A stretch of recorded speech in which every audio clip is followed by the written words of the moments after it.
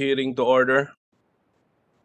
So, welcome to this virtual hearing of the Committee on Foreign Relations, joint with the other committees. So, let me first acknowledge the presence of my Vice Chairman is present, no? Senator Tolentino is here. Yes, sir. Yes, sir. Yes, Senator Marcos is also here. And let me check the Senator Villar, is she present? Yes, sir. And Senator- Senator Risa. And Senator Risa Ontiveros. Senator Risa, you will leave the hearing earlier, no? Is that's what I heard? I can try and stay for Sige. as long as possible, Mr. Thank- Chair. Salamat po. Thank you, ma'am. So, given the number of senators present, we definitely have a quorum. So this afternoon, we will be taking up 7 resolutions and 1 privileged speech, the one given by Senator Francis Tolentino, on the Coast Guard law of the People's Republic of China. According to the reports, and that's why we're having this hearing, so that we will be given better information, this recent law, PROC law, allows its Coast Guard under certain circumstances to fire on foreign vessels by using handheld or ship and airborne weapons in order to defend China's maritime rights and interests. According to the same reports, the law also authorizes the Coast Guard to demolish other countries' structures built on reefs and islands claimed by China and to seize or order foreign vessels illegally entering China's territorial waters to leave. And this law was passed on January 22, 2021 and has come into force and effect last February 1, 2021. So the committee would also like to be updated on the diplomatic protest filed by the Secretary of Foreign Affairs on this issue and on the status of the China and Southeast Asian nations negotiations on establishing a regional code of conduct. Matagal na po natin itong naririnig, which is meant to discourage aggression or misencounters or the rising of tensions in the disputed area. We would also want to be updated on the matters that are the subject of the following resolutions pending before the Foreign Relations Committee. Some may have been already resolved by the DFA, but this is the hearing precisely called for the DFA to update the committee and the Senate as well, and the other agencies concerned. No? So first is about the illegally imported plastic wastes which landed in Mindanao, allegedly from South Korea. That's PS resolution number 77. The condition of the 12 Filipino seafarers arrested by Iran who may still be in Iran, PS resolution number 130.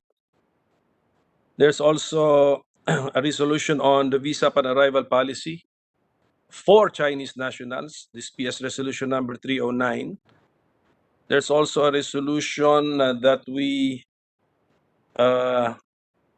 review our stand on UN Human Rights Council's resolutions concerning atrocities committed against the Rohingyas. This is PS resolution number 158. And there's also a resolution relating to the attempt to sell Philippine properties in Japan. PS resolution 535.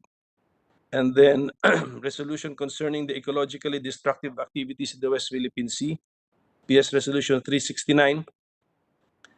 And there's also the proposal to support the Indian and South African resolutions before the WTO to suspend the relevant provisions of the TRIPS agreement.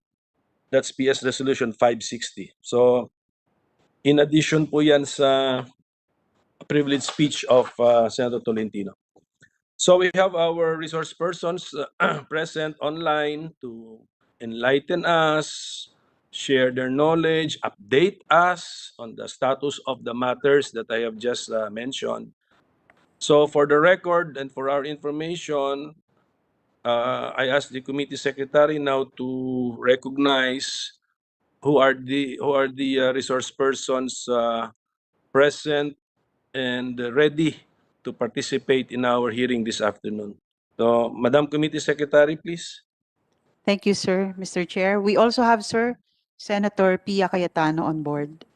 Welcome to Senator Pia Cayetano. I'm sorry kasi yung yung screens dito, I only see 6 faces eh. I cannot see everyone. Sige, go ahead. Thank you, Mr. Chair. No, I'm just going to be listening anyway. No need to see my face. Sige, go ahead, Committee Secretary. Thank you, sir. Good afternoon, ladies and gentlemen. From the Department of Foreign Affairs, we have today, of course, the Secretary who will follow later, Secretary Teodoro L. Locsin Jr., Undersecretary Lourdes Iparaguirre of the Office of the Undersecretary for Multilateral Affairs and International Economic Relations, with Special Assistant Christine Lailani Salye, Director Anthony Aguirre, and Bien Janine Balocati. From the Office of the Undersecretary for Civilian Security and Consular Affairs, we have Undersecretary Brigido Dulay. From the Office of the Undersecretary for Migrant Workers Affairs, we have Undersecretary Sara Lu Ariola and Assistant Secretary Enrico Foss. From the Office of the Strategic Communications and Research, we have Undersecretary Ernesto Abella. From the Office of Consular Affairs, we have Assistant Secretary Maria Teresa Lazaro, Director Pamela Durian Bailon, Principal Assistant Maria Isabel Pareja.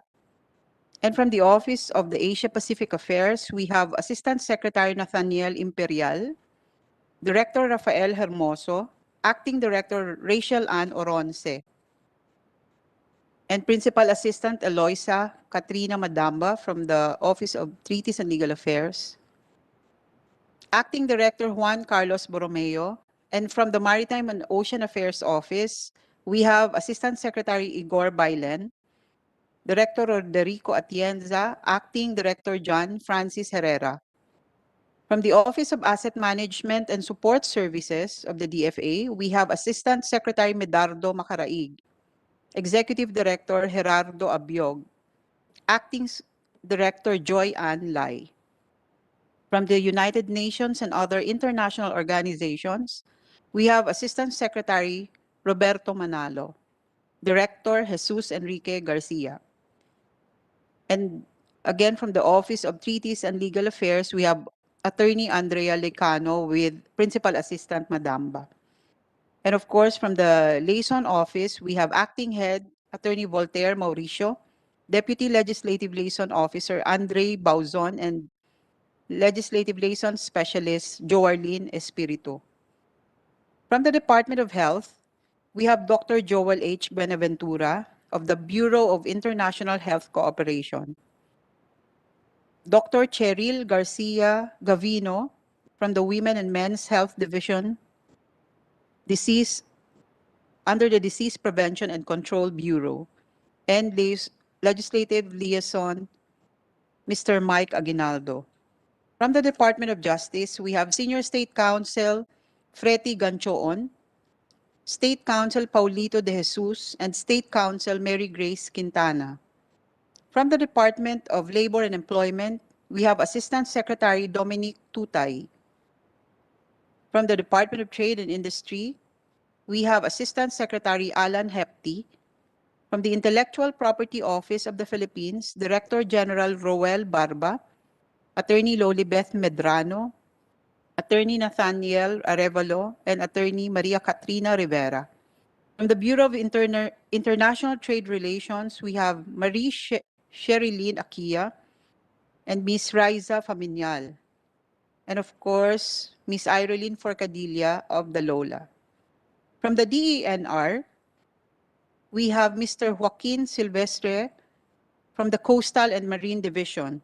We have Ms. Shaira Cerezo from the Policy Studies Division and Mr. Nico Dalusong. And DNR-LLO, Miss Sylvia Villalobos. From the Armed Forces of the Philippines, we have Captain Nidia Carla Yoro, Colonel Niceforum Diaz.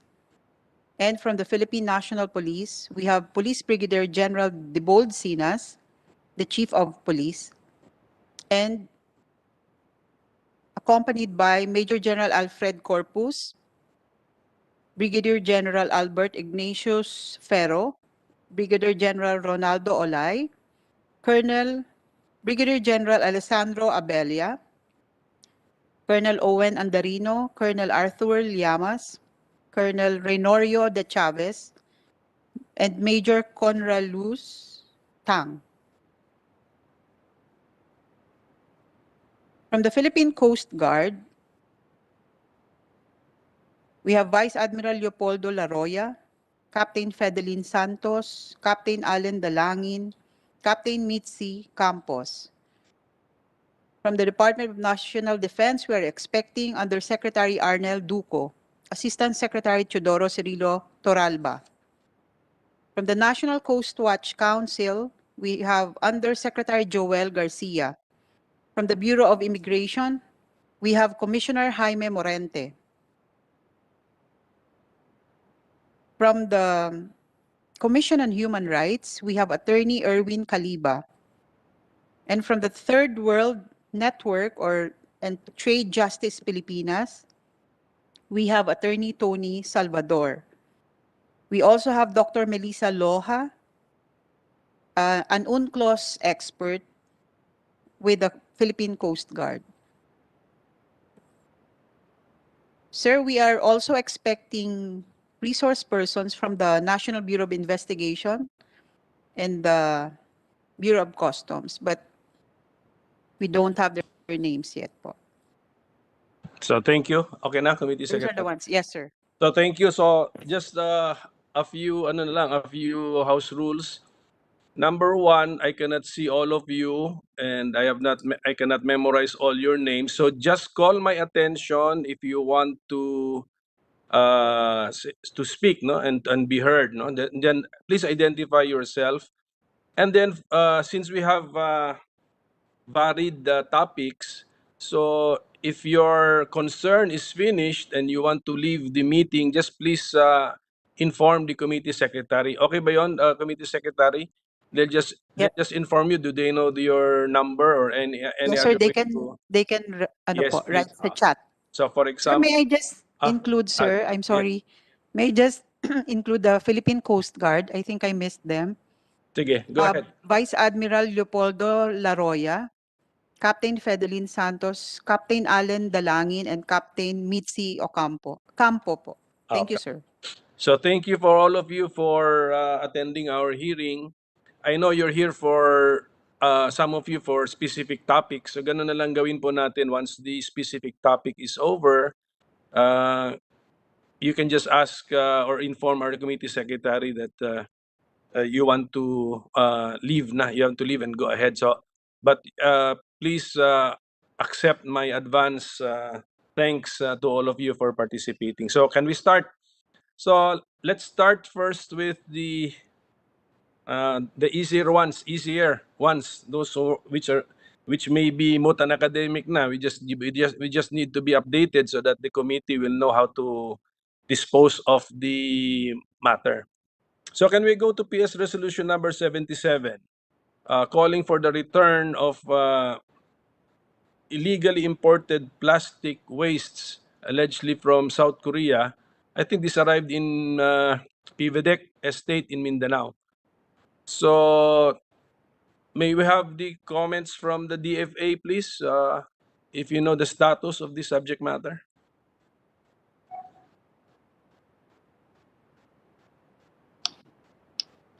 Thank you very much, the Honorable Chair. My name is Neil Imperial. I'm the Assistant Secretary for the Asian and Pacific Affairs Office of the DFA. And first of all, we would like to commend the sponsor of the resolution for his concern for environmental protection. and the fulfillment of our obligations in the Basel Accord, to which the Philippines is a party, as well as the implementation of our environmental laws. On the issue of the shipment of waste from the Republic of Korea, all household wastes shipped to Misamis Oriental have already been re-exported back to the Republic of Korea as of September 2020. This includes more than 5,000 metric tons of wastes, and none of the wastes now remain in the Philippines. And the Philippines, the department supports the stringent implementation of Philippine laws on the movement of hazardous wastes, including Republic Act 10863, the Customs Modernization and Tariff Act, and the Toxic Substances and Hazardous and Nuclear Wastes Control Act. And as the present case demonstrates, the Bureau of Customs and the Department of Environment and Natural Resources have an important and principal role to play in regulating and barring from entry potential hazardous materials from overseas. And the present case actually involves shipment of materials between private parties and not government entities, as well as the enforcement of Philippine laws by the relevant agencies. And so the DFA would like to commend the Bureau of Customs and the DNR, and they certainly deserve recognition for their vigilance and vigorous enforcement of Philippine laws. And we thank them for the excellent coordination between them, which we facilitated with the Korean Embassy in Manila. That's all, Mr. Chair. Thank you very much. If there are questions, I'd be happy to answer them. Thank you, ASEC Imperial, no? ASEC Imperial. Thank you. So, according to Yes, sir. Chair, who's that? Who's this one? I'm me, sorry. Okay, Senator Marcos, please. Yes, by way of information, I would like the chair to consider the fact that there are several bills pending, among them my Senate bill number 408, dealing with the same subject matter and imposing a total ban on the importation of waste and its byproducts. Kasi itong South Korean, ikalawa na to, yung mas notorious, Canadian. I think a series of 6 shipments between 2013 and 2014.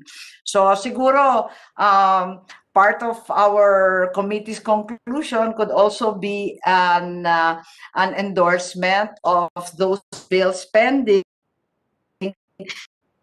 Recyclable scrap F. Yun ang disguise nito. And as we know, there are at least 3 companies in operation in Cagayan de Oro as well as in Subic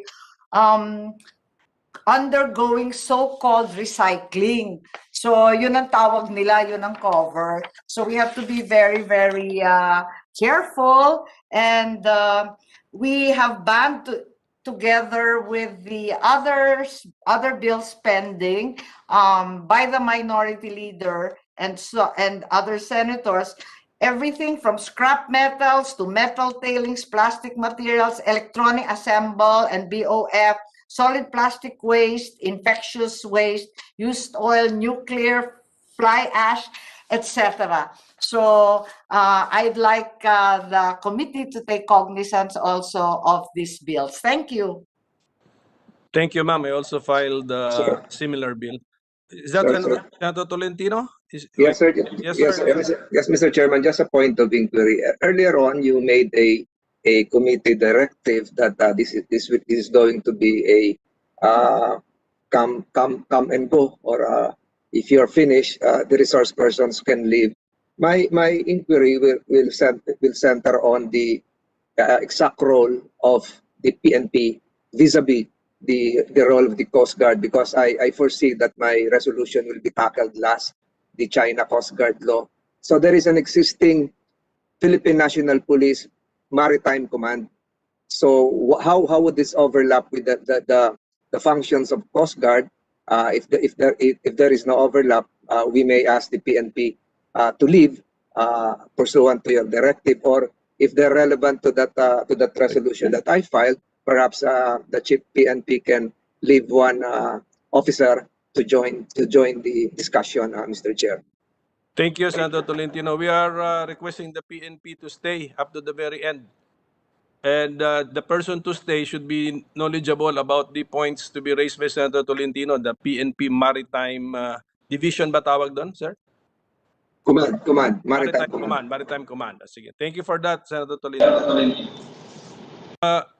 So according to the resolution, what we're still taking up, no, PS 77, the waste declared as plastic synthetic flakes arrived in July 2018, and it was discovered in November 2018 that it actually contained plastic waste. So that means somebody checked, di ba? May I know para makita natin yung system natin. So it arrived, nakalusot, it landed on Philippine soil and territory because it was found siguro in a compound of one locator in that industrial estate. Who checked and who found out the true nature of the shipment? July, August, September, October, after 4 months, para malaman natin yung sistema natin to prevent similar incidents in the future. Asik Neil, do you know? Do you know what happened here? We do not have the complete details, but if there is a representative from the Bureau of Customs. Okay, Customs. This was handled by Bureau of Customs District 10. Is the representative of Customs knowledgeable about the facts concerning this particular shipment? Actually, ko-commend namin kayo for finding out, di ba? But after 4 months, so we will look at the system. How sana if the true nature of the shipment was discovered earlier, so the appropriate action would have been done earlier. Is Customs present, Scomsec? Yes, sir, we have.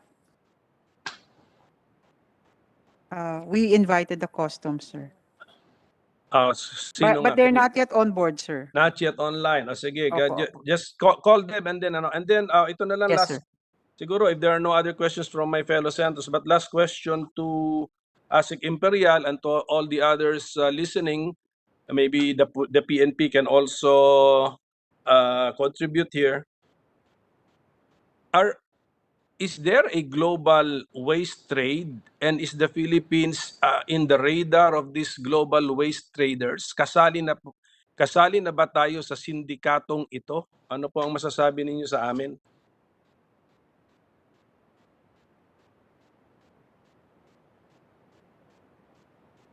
DFA, do we Yes, know? You have a Mr. macro Yes. point of view.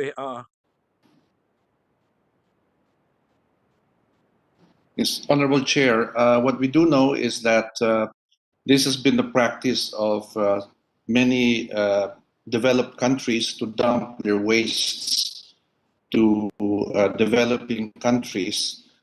And developing countries, some of them accept them legally because they recycle. It's cheaper to recycle them in developing countries. But for illegal waste, those that have been misdeclared, I think it's a problem not just for the Philippines, but also for our neighboring countries such as Malaysia and even Indonesia. So we're, I think, Your Honor, of many countries, especially in Africa, who are recipients of these misdeclared toxic wastes and household wastes. Mr. Chair, but haven't these countries, including Indonesia and Malaysia, already banned such dumping sites and disallowed the exportation to these countries? Wala na kasi sila sa listahan, tayo hindi pa nagbaban eh.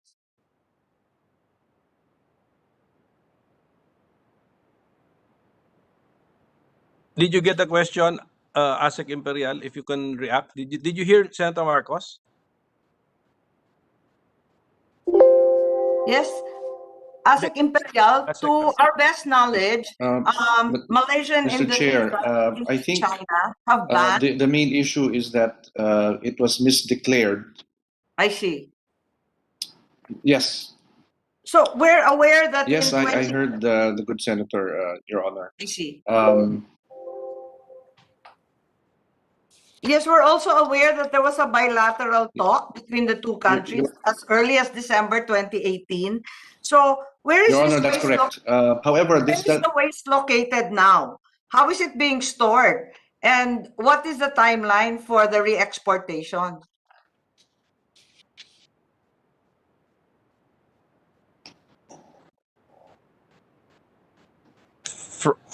Senator Amy, can you hear Yes, me? po. yes, From okay. from the initial Thank you, Honorable Senator. According to the data provided to us by the Bureau of Customs, it was exported in July. Yes. Your ASEC Imperial, you told us last September 2020, all of the trash from South Korea already sent back to South Korea. Tama po ba 'yon? Yes, that's what I understood. September 2020. Okay, anyway, that is what Anyway, yes. Mr. Chair, point of information. Your Sorry, I Honor, that's missed that. correct. This is the information provided. Okay, Senator Amy, okay lang? Senator Risa will intervene. Okay, Senator Risa.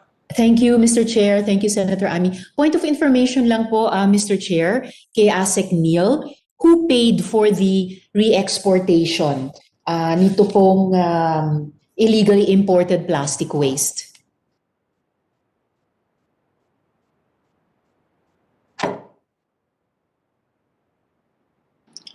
Thank you very much for that question, Madam Senator. It was the Korean government that paid for the shipment of the waste back to Korea. However, it was the Philippine government that paid for the packaging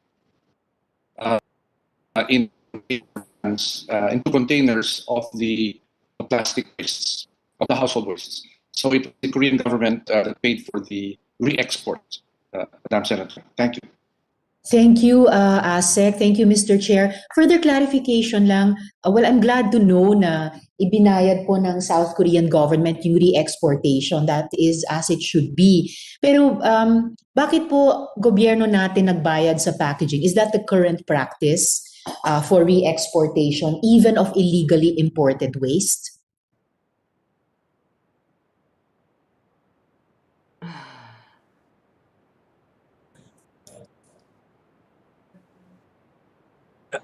I think ASEC Imperial is offline. ASEC, did you hear the question of Senator Ontiveros?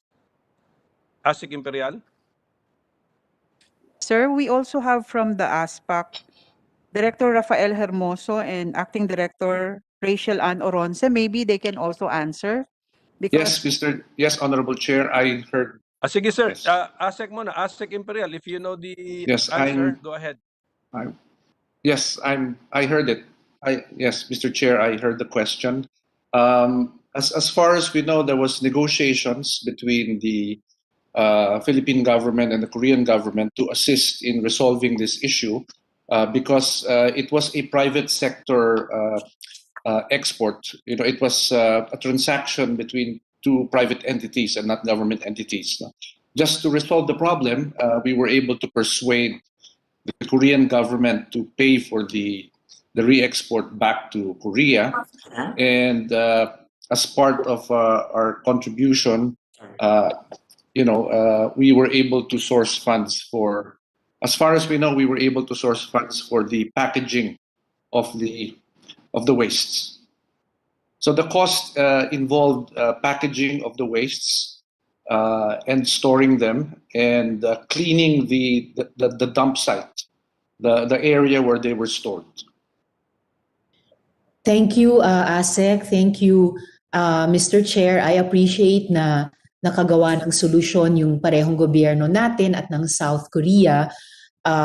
Although still, kahit pa po private sector South Korean company ang may sala, I think the more ideal situation pa rin ay yung South Korean government pa rin ang gumastos para sa packaging. In any case, salamat po for the information. Just a last follow-up, Mr. Chair, in terms of seeking the accountability of the offending party, was there at least a case filed against that private South Korean company?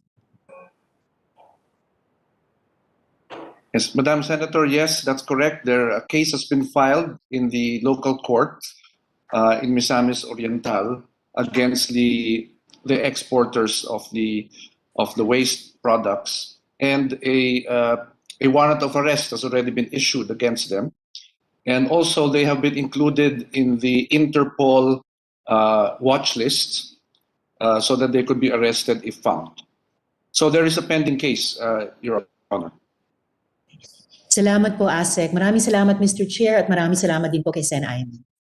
Yes, thank you very much. Perhaps in the process of making the private ship companies or ship owners liable for these cargoes in violation of our environmental and customs laws, perhaps the resource persons who are here can also recommend amendments or revision of laws when necessary para magawa natin ng paraan na higpitan ang ating mga batas tungkol dito. Kasi ang tagal 2 taon, nag-bilateral talks pa katakot-takot na contamination yan. Thank you. Thank you, Senator Marcos. Thank you, ASEC. And that's why I also filed a bill similar to yours, because there are cover stories being done, like waste to energy, tapos isa recycling. Ipagbawal na natin yan kasi ang nangyayari, that is the cover story to allow entry into our territory of waste, and then papatulugin na. Therefore, naging basurahan tayo, pinatulog papatulugin ng 5 hanggang 10 taon, di naging basurahan tayo. So this is Senator Pimentel, we know that we are very aware that there are very profitable factories, so-called recycling plants, so-called in Subic and Cagayan de Oro, that do nothing but process this waste or upcycle and recycle them. Kaya dapat maingat tayo because it spawned a whole new industry. Policy decision na lang siguro, ma'am. Policy decision na. I mean, will we allow this or not? And if we allow this, there will be loopholes that they will be taking advantage of. So I think my question now to the DFA, which you need not answer, but I'm just telling you that this committee is always open for your inputs and for your information. If you notice that there is a global waste trade syndicate operating, and the Philippines is part of the system, and just tell us, because we will now prompt our investigative agencies to find out who are the partners of these global waste traders. Kasi bawal po talaga yan, but imposible nangyari yun na walang partner dito, walang promotor. Imposible po. So if are there any other comments on PS Resolution 77? Because if none, we will now move on. But I think we are ready to report this out, ComSec. We will report this out to the extent of the information that we got this afternoon. And then we will link the committee report to the pending bills on importation of waste, prohibiting these acts, and then endorsing the said bills. Yes, sir. Okay, so that's our disposition of PS Resolution 77. Can we now go to PS Resolution number 130, filed by Senator Tolentino, on the condition of the 12 Filipino seafarers arrested by Iran? Are they still in Iran? Because I think this happened. Yes. When did this happen? 2019, Mr. Chair. 2009. Oh, Senator Tolentino, Yes, if you Mr. want Chair. to make a statement about this, yeah, go ahead. I think probably this was already overtaken by events, and we can clarify this from the DFA. If indeed the Filipinos were already released, my point here, our point here should be uh, to prevent a repetition of the same incident, because prior to this, there were exchanges between the government of the Philippines and the Islamic Republic of Iran relative to the exchange of prisoners. They were contemplating an exchange of prisoners system. So we might as well ask the DFA what happened and what happened to this uh, proposed exchange of prisoners between Iran and the Philippines. Thank you, Mr. Chair. Yes, DFA, I'm sure you took care of our kababayans who were affected. So please, DFA, can you tell us what happened to them? 12 lang ba sila o mas marami pa? We have Mr. Chair, Undersecretary Ariola. Mr. Chair, Sarah, please, Sarah. yes, Your Honor. Your Honor, Mr. Chair, actually all the 12 prisoners returned already in December 2019 and January 2020.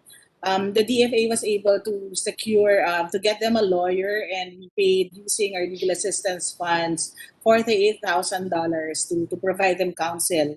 Unfortunately, two of them were convicted for fuel smuggling, and they were fined, and the fine was also paid for by the DFA for $178,156,935. All of them were met by the Secretary last January 10, 2020, and we gave each of them 50,000 pesos for financial assistance, Your Honor.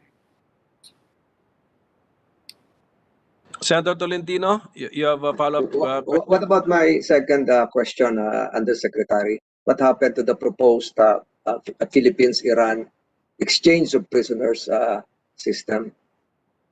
Your Honor, I would like to refer to that question to our Assistant Secretary of OTLA, ASEC Igor Bailen, Your Honor. Is ASEC Bailen online? Yes, sir. ASEC Igor, please. Yes, thank you, Mr. Chair, Your Honors. Good afternoon, colleagues. I am not sure if our colleagues in the proper geographic office are here, but the Department of Foreign Affairs, of course, is working with the Department of Justice towards the negotiation of a transfer of sentenced persons agreement with the Islamic Republic of Iran, and will can revert shortly to the committee on the status of the talks, if we can start negotiating with the Iranian side. Of course, we have the pandemic right now, so it's become more challenging because of that. But we'll surely work on that and get back to this committee right away, and we'll be in touch to follow up work with our colleagues at DOJ. Thank you, Your Honor. Mr. Chair, just a Yes. quick Yes, go ahead. follow-up. I think it's not the DOJ who's in charge here, but the Department of Foreign Affairs. Last January 31, 2016, they conducted a 6th joint consular consultation meeting. It's a consultative meeting between the foreign affairs of our foreign affairs and our counterpart in Tehran. So I think it's lodged with the Department of Foreign Affairs, not the Department of Justice. Because if it's the Department of Justice, it's on a case-to-case basis. What I'm referring to is an institutionalized system initiated by the two foreign ministries. And again, I repeat, 2016, they had the 6th consular meeting, joint consular meeting. So I'm just trying to make a follow-up to prevent again a similar incident as what transpired in the Strait of Hormuz. Any reaction from the DFA?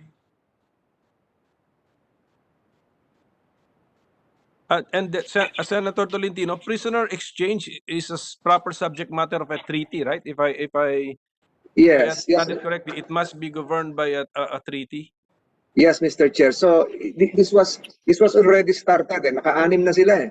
So hindi pa ho kasali dito yung DOJ. Siguro DOJ pag meron ng implementation. So ang tanong ko lang po, ano na nangyari? Nagkaroon ba ng 7th meeting, 8th meeting, etc.? Sige, Asek Bailen, were you raising your hand? Yes, thank you, Mr. Chair, and Your Honors. Of course, the negotiation on a transfer of sentence persons agreement, that would be a bilateral agreement between the Iran and the Philippines, and DOJ and the DFA would be partners in that negotiation on a bilateral agreement.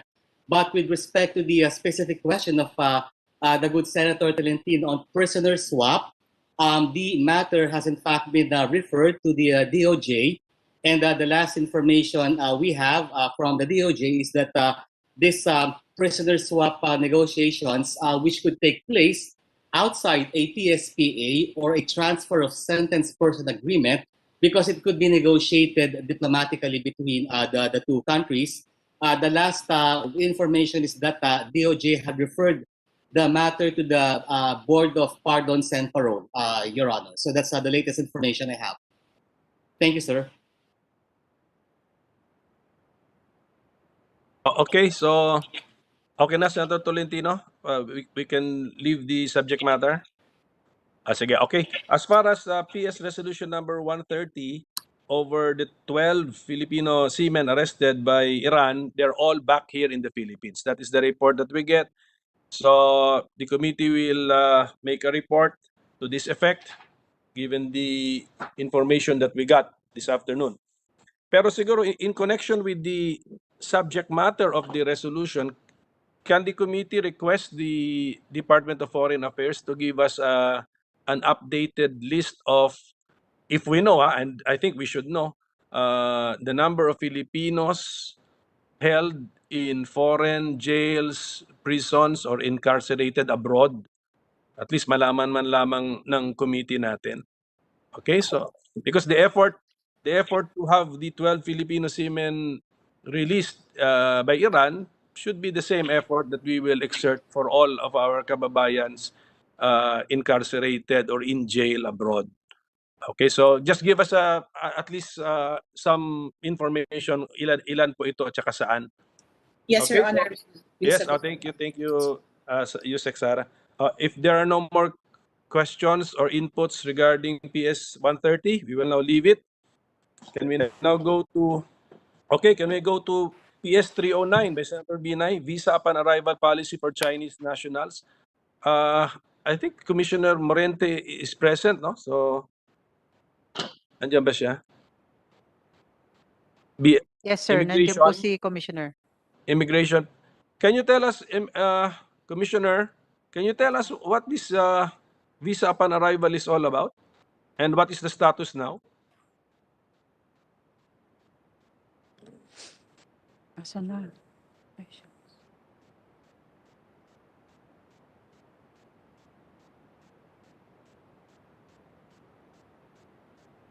Baka nagpaalam na si Commissioner. Balikan na lang na. I just went to the restroom. Ayan, okay, Commissioner. Sige. Did you hear us, Commissioner? I can hear you, sir. PS Resolution 309 by Senator Binay.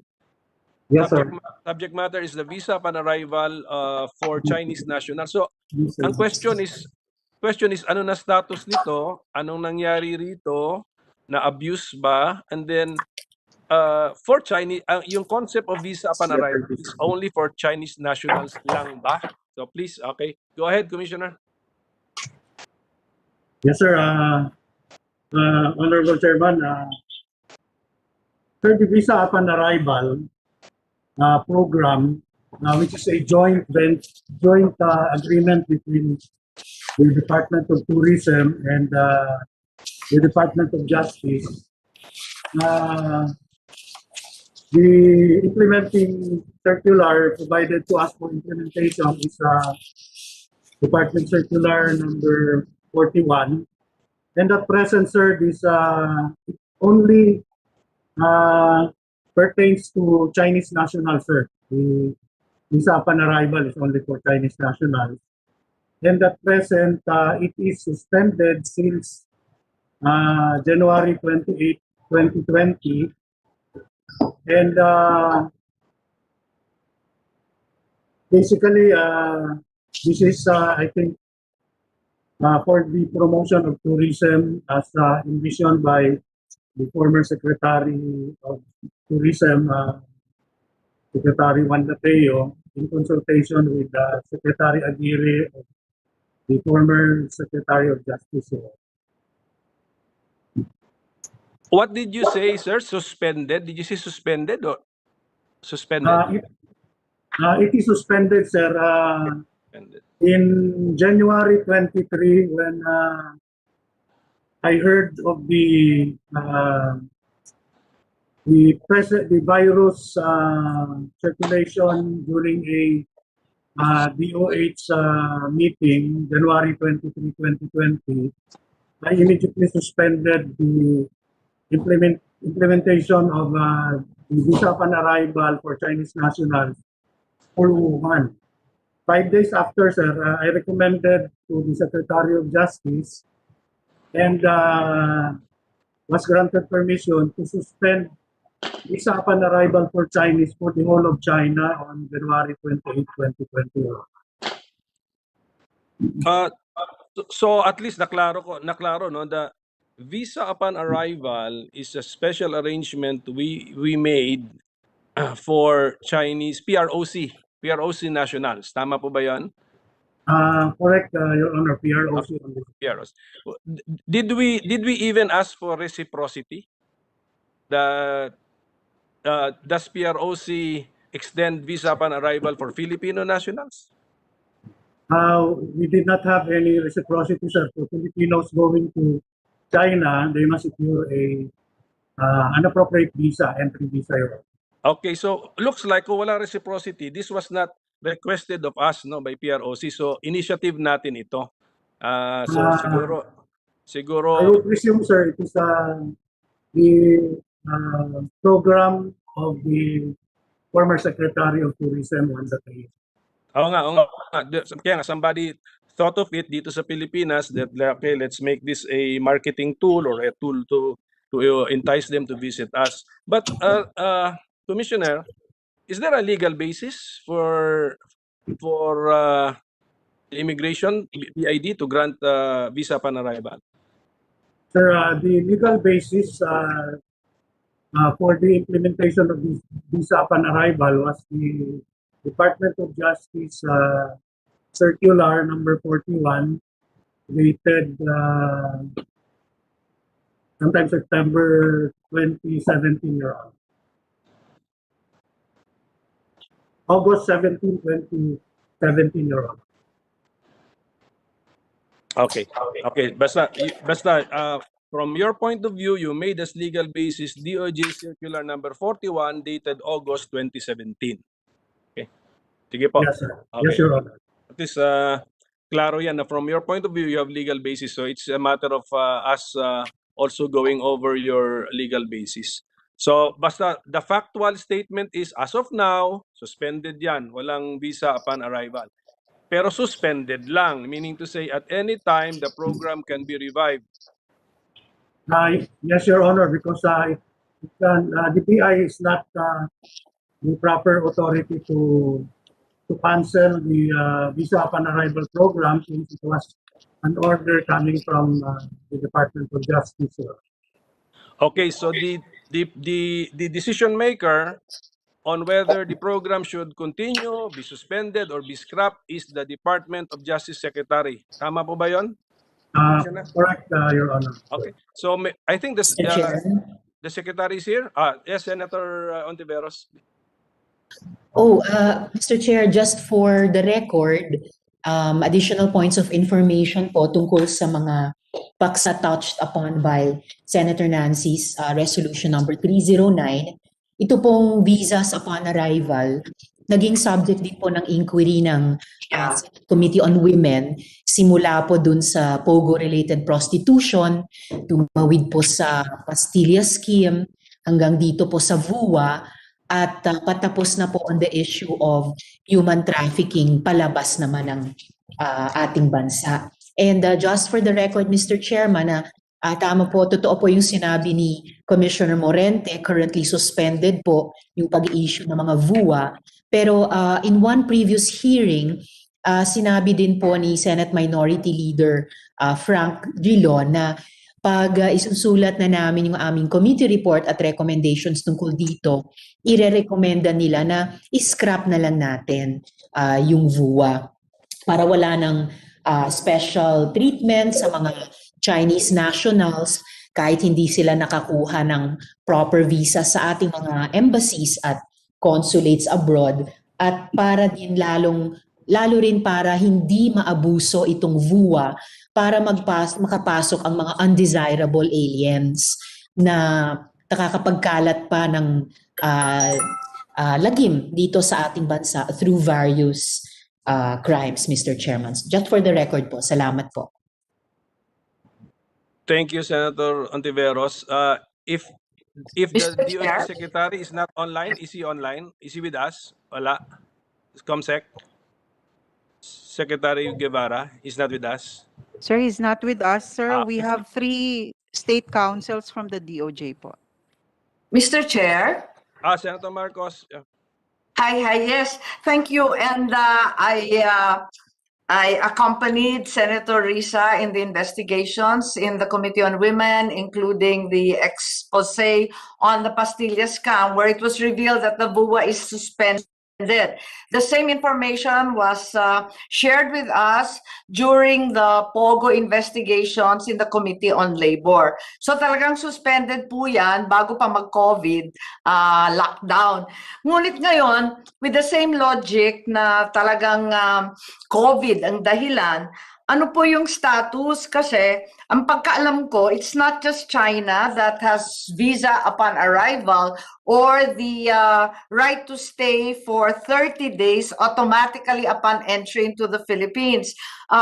There's over 100 countries that have the same privilege, and included among them are those with heavy COVID infection. So by the same logic, why is the UK, France, Italy, and Spain still, for example, allowed automatic 30 days stay?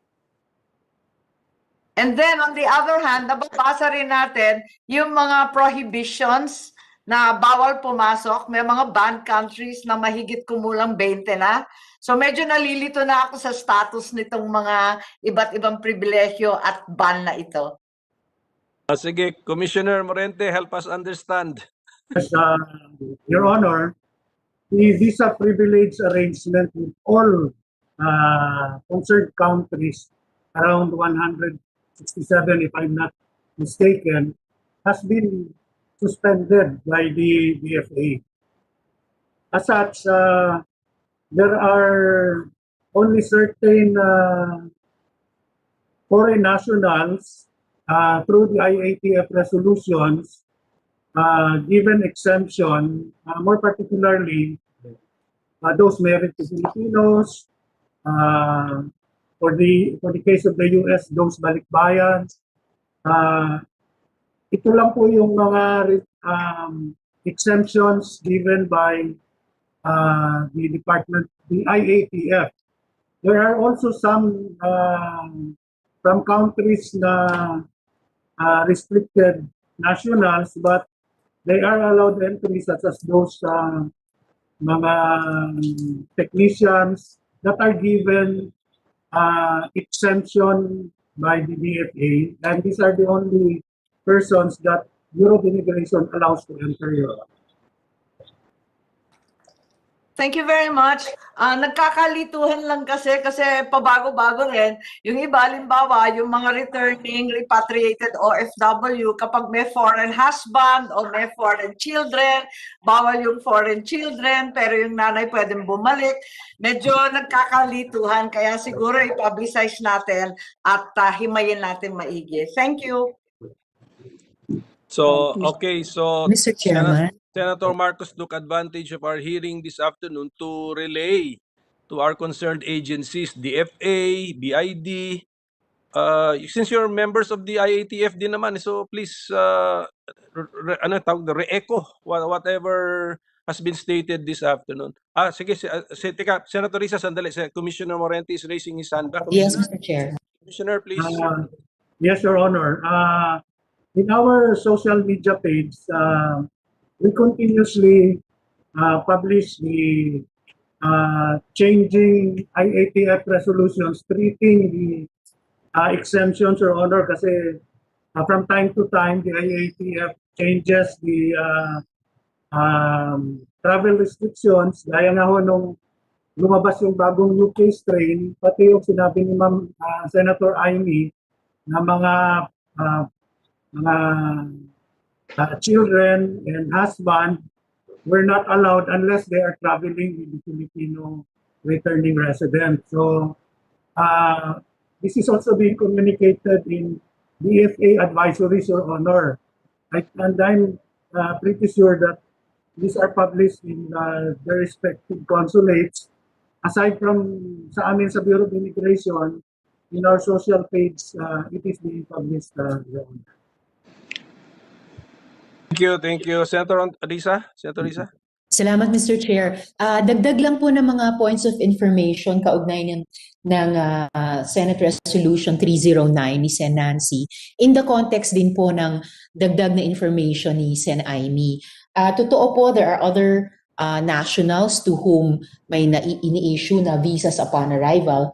Ang particular interest po nitong mga VUA for Chinese nationals ay apparently ayon sa mga resource persons namin sa Committee on Women, sa halip na sinisingil ng on average 1,800 for a VUA issued to any other national, di umano sa Chinese nationals, ang VUA, nung ini-issue pa, sinisingila ng anywhere from 7,000 to 9,000 pesos each. Kaya may tansya po sa ongoing at patapos na inquiry na it could have been 11 billion pesos upwards ang na-generate sa ganitong misuse ng VUA. And bahagi po yon ng tinetest na theory, pinapatunayan na theory na ito yung ginamit para sa kickbacks. So yun po, dagdag, Mr. Chair, yung pagpapahalaga ko dito sa Senate Resolution number 309 ni Sen. Nancy. Salamat po, Mr. Chair. Senator Risa, pardon me if I was not able to hear everything you said. I got cut off. Sorry, the chairman got cut off. It's all right, Mr. Chair. Ambassador, who's raising her hand? Lazaro? Asek Teresa Lazaro po. Yes, Asek Lazaro, please. My classmate, Tess Lazaro. Hello, Ms. Senator Ivy, how are you? Go ahead, ma'am. Thank you very much, Mr. Chair. I just want to tell you that as far as the issue is concerned on this visa waiver, please be informed that the Department of Foreign Affairs is against this particular scheme.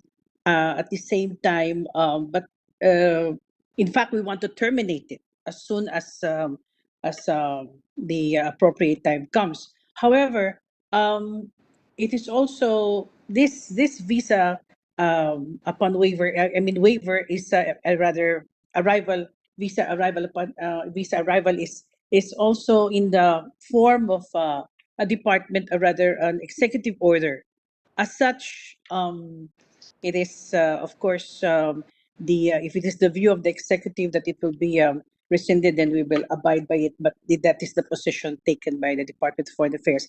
Thank you, Mr. Chair. So if there are no more inputs on this subject matter, we will report it out, but limit it, Senator Risa, we will limit the committee report, we'll limit it to the facts gathered this afternoon, the legal basis given to us, the position of the DFA. We will not touch on the allegations in the Binay resolution about whether or not it contributed to the rise of Chinese-operated sex dens, because the other committee, the committee of Senator Ontiveros and Senator Marcos, have investigated this subject matter more thoroughly. So, okay, so that will now be the report of this committee. We will just limit it to the legal basis for us to debate in the plenary kung tama ba yung legal basis o hindi, plus position of the DFA. That's perfectly all right, Mr. Chairman. Salamat po.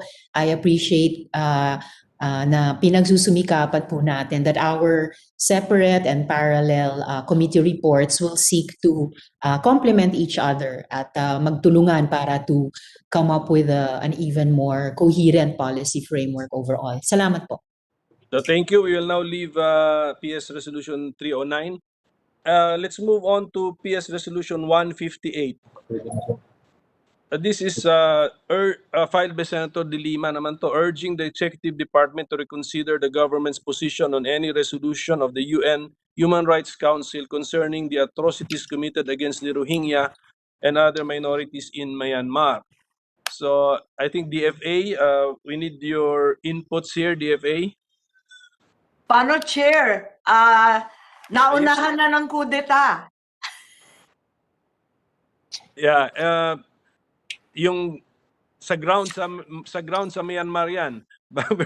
Sa UN na. Yeah, sige, DFA, can you give us your thoughts on this resolution? Yes, good afternoon. Thank you. Thank you very much, Mr. Chairperson. Good afternoon, Your Honors. My name is Hendrik Garcia, Director for Human Rights and Humanitarian Issues at the Office of the UN and International Organizations at the DFA.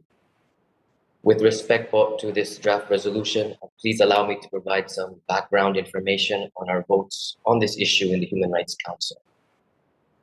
The Philippines has voted no to Human Rights Council resolutions on the situation of human rights of Rohingya Muslims and other minorities in Myanmar due to the following reasons.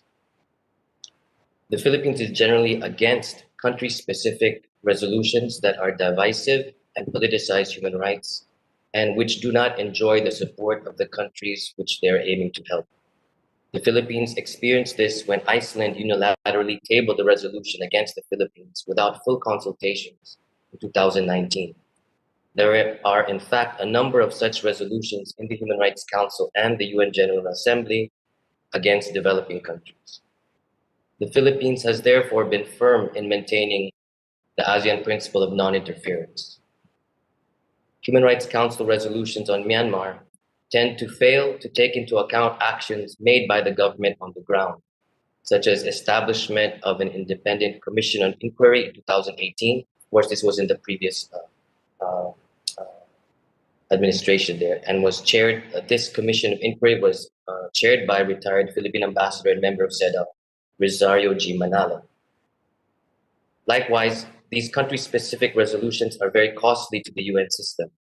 They cost millions of dollars for these human rights mechanisms and mandates that we see do not produce lasting results on the ground. Furthermore, issues in the Rakhine state in Myanmar require long-term approaches rather than these harsh short-term actions imposed on the country concerned. The Philippines has therefore always underscored the need for a comprehensive and durable solution that addresses the root causes of the conflict in Rakhine state. We encourage that the Philippines' no votes be therefore viewed as not detracting from the Philippines' strong support to the cause of refugees and President Duterte's pledge of an open door policy, including for Rohingya from Rakhine state in Myanmar. In fact, Your Honors, the Philippines has been recognized as a model country for its stance in support of the plight of refugees by, nonetheless, the UN High Commissioner for Refugees. We are actually working in quiet ways with the UN Commissioner for Refugees how we can support Rohingya from Rakhine state. The Philippines made a modest contribution to a special fund to support Rohingya recently. Also, the Philippines' no votes can be understood as previously seeking to give Myanmar the requisite diplomatic time and political space to comply with its international obligations to address the very complex and sensitive situation in Rakhine state. Nevertheless, as mentioned by the distinguished senator, in view of the current developments in Myanmar, the Philippines' position on this issue can be reviewed. On the current situation for Myanmar, we would defer to the Office of Asia and Pacific Affairs, Your Honor, as they were the latest updates. Nevertheless, if there are any questions on our votes in the Human Rights Council, I would be very glad to provide further clarifications for. Thank you very much. Mr. Chair, Mr. Chair. Is that what? Yes, Senator Tolentino. Yes, if I can intervene, just one question. If I may ask DFA, because of the President's pronouncement that he is willing to accept the refugees coming from Myanmar a year ago, aside from the Human Rights Council, was this impressed upon the other human rights organizations out there, including the NGOs, European Human Rights Commission, etc., etc.? Because this is a strong signal that the Duterte administration is really supportive of human rights. So, aside from the Human Rights Council, was this message disseminated through proper diplomatic channels that we are willing to accept that, just like during the time of President Quezon when we accepted the Jews? So, was this done? Yes, sir. Thank you very much, Your Honor. Indeed, sir, President Duterte's statement was at the UN General Assembly, and it was very well received by many foreign dignitaries and embassies here, for instance. At the DFA, we have done our best to promote this message, and the recognition we received from no less than the UN High Commissioner for Refugees in our statements, in engagements with civil society. And we've also provided this information very widely to our foreign service folks. So, thank you. Yeah, Mr. Chair. Yes, I'd like to reinforce Senator Tolentino's invocation of a time-honored Filipino tradition that we, in fact, welcome refugees from the time of President Quezon. And as we know, Elizabeth Zimmerman Duterte, the wife of the president, was actually one of those who took advantage of this together with the rest of her family. And also during the Vietnam War, the island of Morong in Bataan was dedicated to the so-called boat people. So I think this is a more concrete manifestation of our support to the Rohingya and the refugees than a mere resolution. Thank you. Senator Tolentino, were you done? Okay ka na? Senator Mr. Chairman. Senator Marcos, thank you. Senator Ontiveros, please. Thank you, Mr. Chairman, and my appreciation to Sir Garcia for actually already answering my first question. Sana po kaugnay nitong Senate Resolution 158 ni Sen. Laila. I took note of the points you raised. I was going to ask po kung what was the policy or what were the policies behind our country voting against these resolutions. At nag-take note po ako yung sinabi nyo, Sir Garcia, that our government generally is against country-specific resolutions which are divisive and so on. I believe there are about 3 or 4 policy points you raised. I have to make of record though, Mr. Chairman, Sir Garcia, that I do regret that we could not support the Rohingya people within Myanmar in terms of upholding their human rights, preventing and seeking redress of grievance for atrocities against them. Also because we have learned our own precious lessons about how national government better relates with, for example, indigenous peoples or wars of national liberation, for example, waged by the MNLF and the MILF previously, which now have been brought to a very good fruit through the long drawn out peace process in the governance efforts now in the BARM. So this is also similar to situations of other indigenous peoples, other, you might call them religious minorities in other countries in our region, for example, the Uyghurs in China. So I'm just left, Mr. Chair, with my last question. Sir Garcia, is it correct that Myanmar is a close ally of China?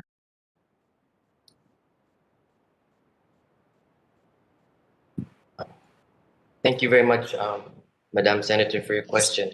I think for these regional and bilateral questions, we would defer to the appropriate office in the DFA, the Office of Asia Pacific Affairs. But thank you very much both for your question on the issue of indigenous peoples. The Philippines is also recognized as a leader. We have the Indigenous Peoples' Rights Act, and we do support UN Human Rights Council resolutions on indigenous peoples. And in fact, quietly, as we extend our support to Myanmar on Rohingya in a quiet manner, we're also seeking ways on how we could do this through South-South cooperation and appropriate dialogues with other developing countries. But we don't drum up this way in a politicized manner in the UN.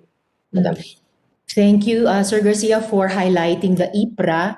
And indeed, that is actually one good example of how we would be not only within our rights, but properly exercising our mandates to act consistently between our domestic law and our foreign policy. And precisely because we have that, in a way, best practice law of the IPRA, I would have hoped that in the previous votes on the resolutions of the UNHRC, that we could have supported those resolutions regarding the Rohingya people. But I do note the answers that you have given, Sir Garcia.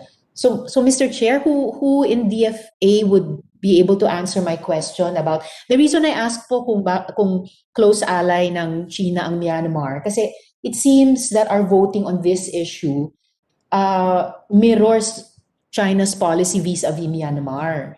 And so I want to ask if that is related to China and Myanmar being close allies, and if there's any coordination with the Chinese government on the part of ours in terms of voting on resolutions regarding allied countries.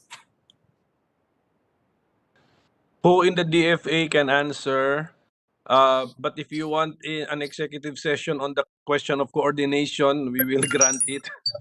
Thank you, Mr. Chair. I wasn't going to request it of the chair, but if the chair will call one, I will participate in that as well. If necessary, but I have a feeling we are not coordinating our votes there. But I hope not, Mr. Chair. On whether or not close allies, I don't know, baka subjective yung meaning ng close eh. What is a close ally? But, so anyway, DFA, share your wisdom with us. Who in the DFA? Please,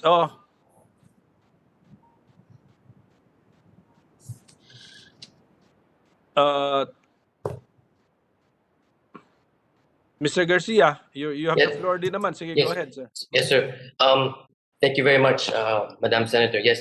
Well, we base our votes definitely not on the stance of another country, but it's based on our interests, and it's not. It's just that it just so happened that in the last votes, I think China and the Philippines were the ones that voted no. But for instance, in other configurations of membership in the Human Rights Council, it's other countries too. For instance, I believe Russia voted no in the UN General Assembly. It's not always Philippines and China. Although having served in the Human Rights Council in Geneva, countries always informally discuss, share information before the voting on resolutions. And yes, China is very close to Myanmar, and China does take a very defensive policy on such country resolutions as well for their own interests. Maybe that's about what I can respond to at this stage. But I see Assistant Secretary Imperial also might want to interject. Thank you. Yes, before ASEC Neil, Mr. Chair, maraming salamat kay Sir Garcia for your candor, and I certainly hope that your answer to the committee is more often rather than less often the description indeed of how we take our votes in important bodies like the UNHRC. And indeed, kamakailan lamang nung ayun na nga yung sinabi ni Sen Aimee, nagkaroon na ng coup sa Myanmar. Nung una, parang we were shadowing the Chinese position. At first, tahimik tayo sa nangyari sa Myanmar, at the same time that China was blocking UN Security Council opinion against the coup in Myanmar. But now I'm glad to see our government at least expressing grave concern about what has happened in Myanmar and the fate of Aung San Suu Kyi and tens of others of government and opposition leaders. So salamat, Sir Garcia. Salamat, Mr. Chair. If ASEC Neil would like to add to that, I would appreciate it, Mr. Chair. Yeah. Senator Ontiveros, you were talking about, yes, you were talking about Secretary. Myanmar. Good afternoon. My reaction to that, Myanmar remains the official one. I pour scorn on the Western world for destroying Aung San Suu Kyi and making her a victim of the military, because I think I've explained it, that Myanmar is divided between the army that holds it together, the army founded by her father, the country founded by her father, and all she had as a balance to the army was her reputation as a freedom fighter and my newspaper columnist in Today, which I think was the greater honor. And then she somehow maneuvered to make herself a leading figure in Myanmar to start pushing the country towards democracy. The Rohingya problem comes up. Some idiots in my office in New York said, no, that's a problem of Myanmar. No, it's not a problem. That's the problem of the British, who created a subclass of subhuman Rohingya, brought them to Burma, a highly ethnically conscious country, and left them there and never gave them residence or citizenship. I have Burmese friends who are very rich, and they look at them as animals. That's the British legacy. Now comes the situation of the Rohingya. Aung San Suu Kyi had to balance the continuing tolerance of the army for her democratic moves against the racial hatred against the Rohingya. And what does the Western and those fairies, I call them fairies, in Oxford do? They tear her down. They remove her reputation. She had only the adoration of the world to stand up with against the army. They stripped her of all of that. Every step she made in the freedom of Burma, they erased, all so that they could feel well tearing her down. And what did the army realize at the end? That Aung San Suu Kyi, a woman who's done more than anyone for freedom, a woman who lost the affection of her son, who cannot forgive her because she refused to go to England to see her husband, their father, die, because she knew that if she went, she couldn't go back to her country. What did the West do? And now the army saw this woman has nothing. She has no name. She has no reputation. It's time to get her out of the way. And that's what happened. So my position is this. The army is indispensable to the unity of Myanmar. I told Aung San Suu Kyi, be careful of the West. The West destroyed Syria. The West destroyed Libya because they are hungry for oil. The West is hungry for the gas and oil of Burma. They're not interested in the freedom of Burma. They want Burma broken up into pieces so that they can prey on it. They said, the army alone can keep Burma together. Work with the army. But the army won't work with you if you don't count for it as a power in your own right. And those goddamn fairies, I don't want to use the word, but it's a two-syllable word. And Oxford tore her to pieces. And that was also the New York Times. They tore her to pieces. And so now where is she now? And where is Burmese democracy? 10 steps forward. Just for the liberals in the United States to feel good tearing down a woman, they have gone 20 steps back for Burmese democracy. That's my feeling. That's my policy. With Burma, we work with the powers around Burma to see if we can convince the great powers there, forget the United States. We talk to China. We talk to India. We say, can we go back to the status quo and can we go back and put the mother of Burmese democracy back there and then resume the progress towards the freedom that you and I got at EDSA? You know what I mean? My God. So if this department will never listen to the West on this issue, never. And in fact, most Asian countries are looking to our leadership, to my leadership, as a more nuanced approach to the Burmese problem. Because the last thing we want is to work with the countries in the West who destroyed Burmese democracy. I'm so angry because I met that woman. She worked with me as a writer. She's brilliant.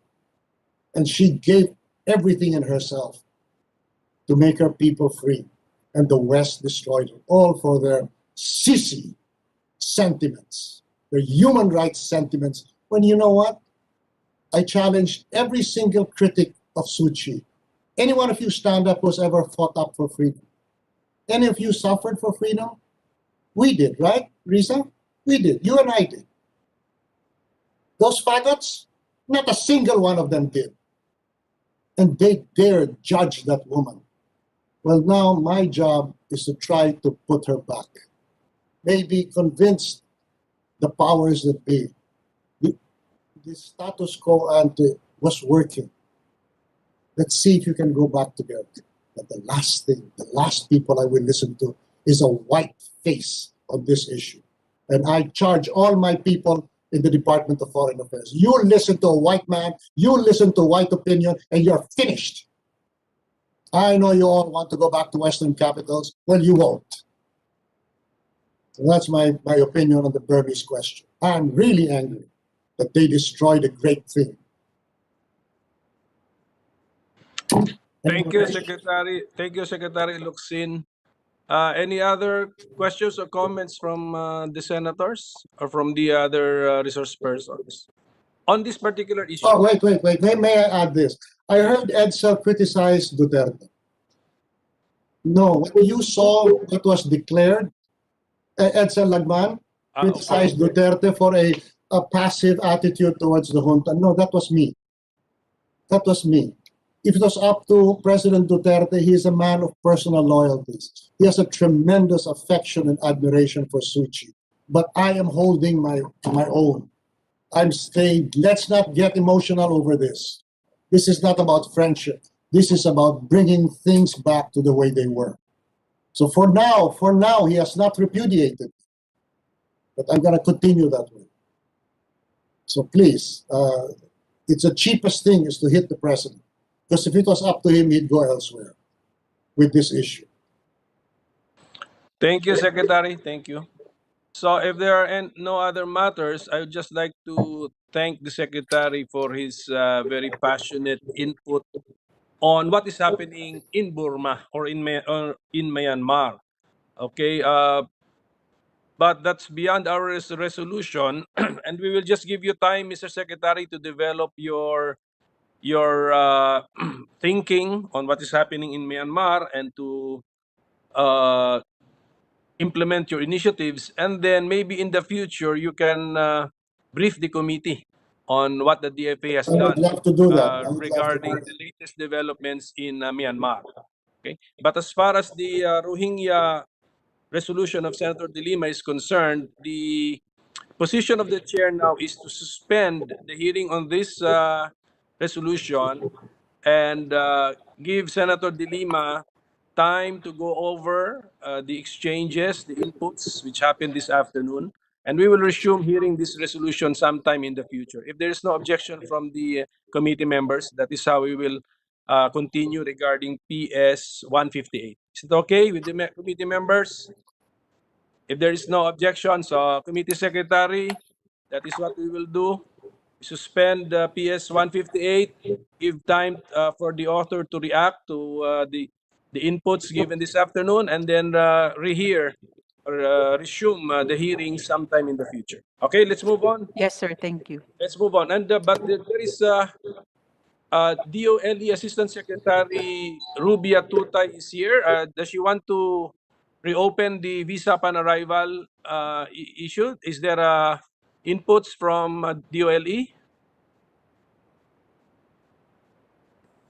We were Meron ba? informed by the assistant secretary, sir, that she's No? just here to monitor. Okay, so no need to reopen so we move on. Let's now go. The Secretary Locsin is here, and I think he wants to really contribute to this issue. PS Resolution 535 relating to the selling of the Philippine properties in Japan. Can you give us an update, sir, on what is happening to this issue?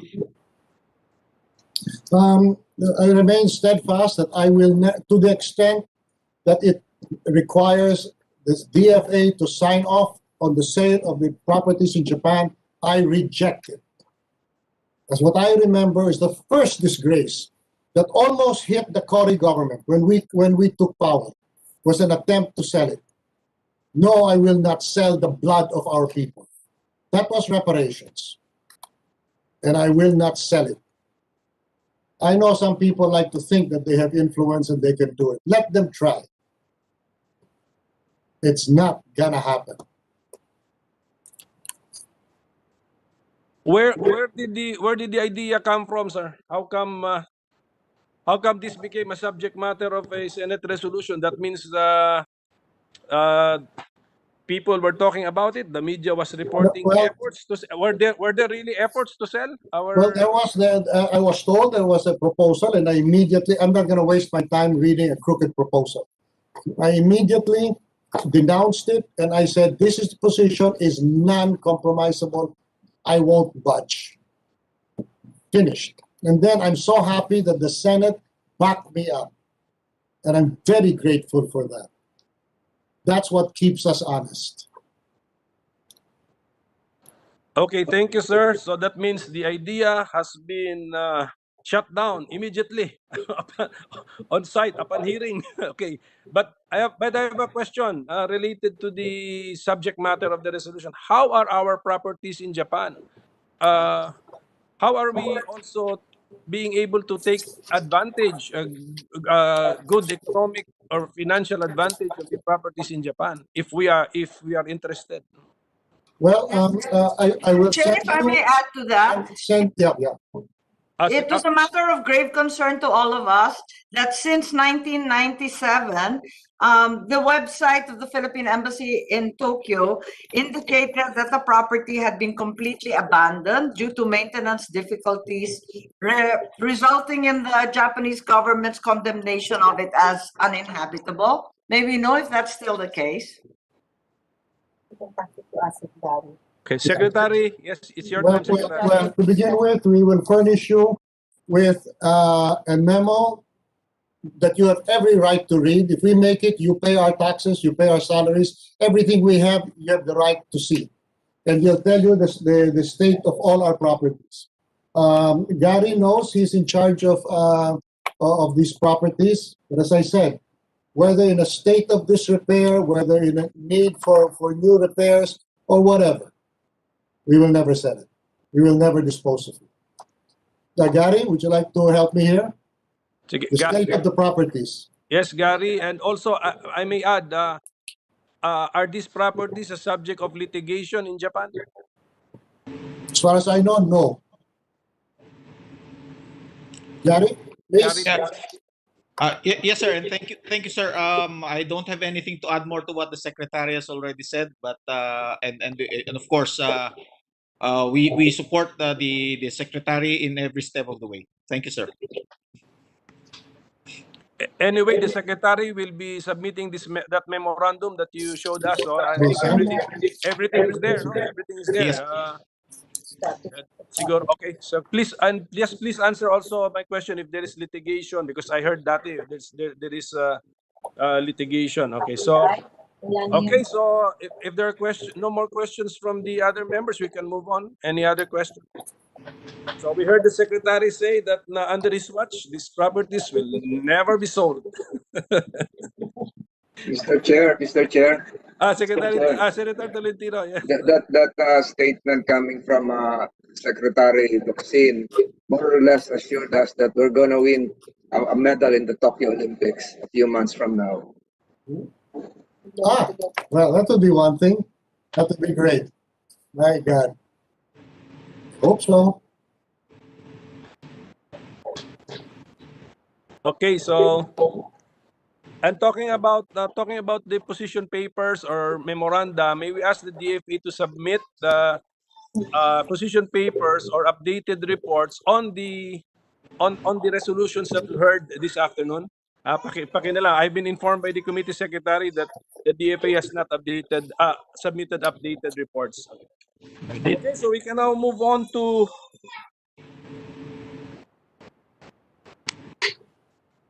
we can move on to our last two. Okay, no, another one. The next one. There's a resolution in effect that we support the proposal of India and South Africa pending before the WTO that we suspend relevant provisions in the TRIPS agreement on intellectual property. Since the author is here, Senator Hontiveros may want to elaborate and expound on a resolution. Thank you, Mr. Senator Risa. Chair. Yes, Mr. Chair. Meron akong isang tanong para sa DFA and then a couple of questions sa Trade Justice Pilipinas. I believe, Mr. Chair, they are represented here in our hearing by Attorney Tony Salvador or alternatively by Joseph Puruganan. Meron po silang maikling statement, Mr. Chair. Could the Chair allow Attorney Tony or Joseph just to make that brief statement, and on that basis, I will ask my just 3 follow-up questions, Mr. Chair. Okay, sige, go ahead. Sino po ito? Just identify yourself. Attorney Tony Salvador, are you online? Or si Joseph Puruganan po ba? Kayo na po, Attorney Tony. Attorney Tony Yes. Salvador. Yes, go ahead. Thank you, Mr. Chair. Thank you, Mr. Chair.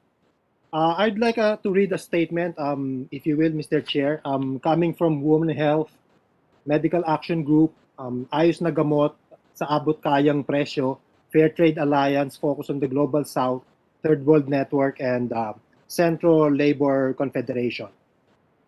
We represent CSOs working on health issues, international trade issues, tax justice, and labor rights. And we respectfully ask the Senate to pass a resolution asking our country to co-sponsor the TRIPS waiver proposal of the WTO, which proposal was initiated by India and South Africa. The TRIPS, or the Trade-Related Aspects of Intellectual Property Rights, is one of the WTO agreements to which the Philippines has acceded to since 1995. The treaty requires our country to protect intellectual property rights. However, these rights also grant intellectual property holder monopoly rights over production and supply of essential medical products such as medicines and vaccines, which in turn can hinder timely, affordable access to such products and hinder containment of COVID-19.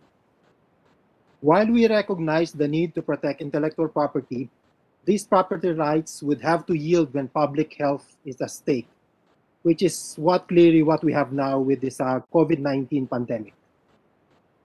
More than a year into the pandemic, severe shortages of medical products, including test kits, protective equipment, ventilators, therapeutics, and medical devices persist in many countries, including the Philippines, thus hampering prevention, treatment, and containment of COVID-19.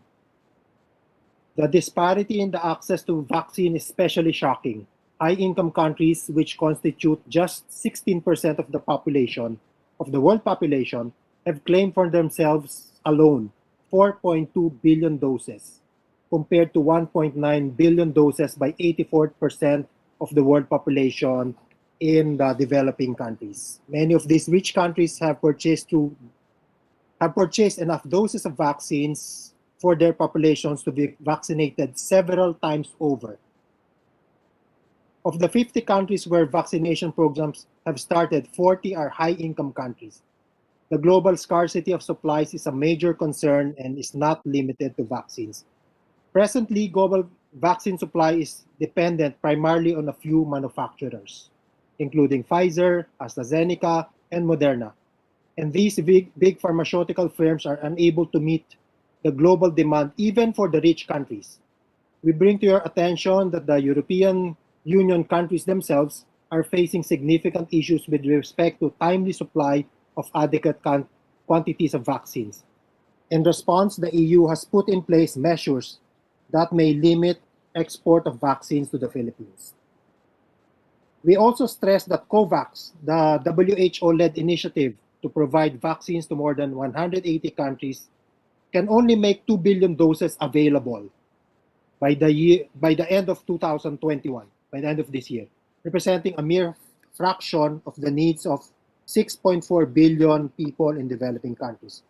To control COVID-19 in our country and to develop herd immunity, at least 70 to 80% of the Philippine population will have to be vaccinated with a very effective vaccine.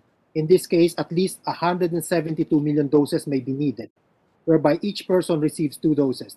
And even one round of vaccination may not be sufficient. As new variants emerge, further vaccination may be required. Clearly, there's an urgent need to expand and diversify supply options and enable manufacturers from across the world, especially in developing countries, to ramp up vaccine production. For this to happen, intellectual property barriers must be removed, even if only temporarily. The TRIPS waiver is the best way to do this, as it will give manufacturers and governments the freedom to act to meet the global need for COVID-19 vaccines and therapeutics. The TRIPS waiver proposal of the WTO, while proposed originally by South Africa and India, has gained the support of about 100 developing countries. It is also supported by the World Health Organization, the Joint UN Program on HIV/AIDS, UNITAID, and many civil society organizations, including Doctors Without Borders. It is also supported by a number of international labor unions, of which Philippine laborers are also members of.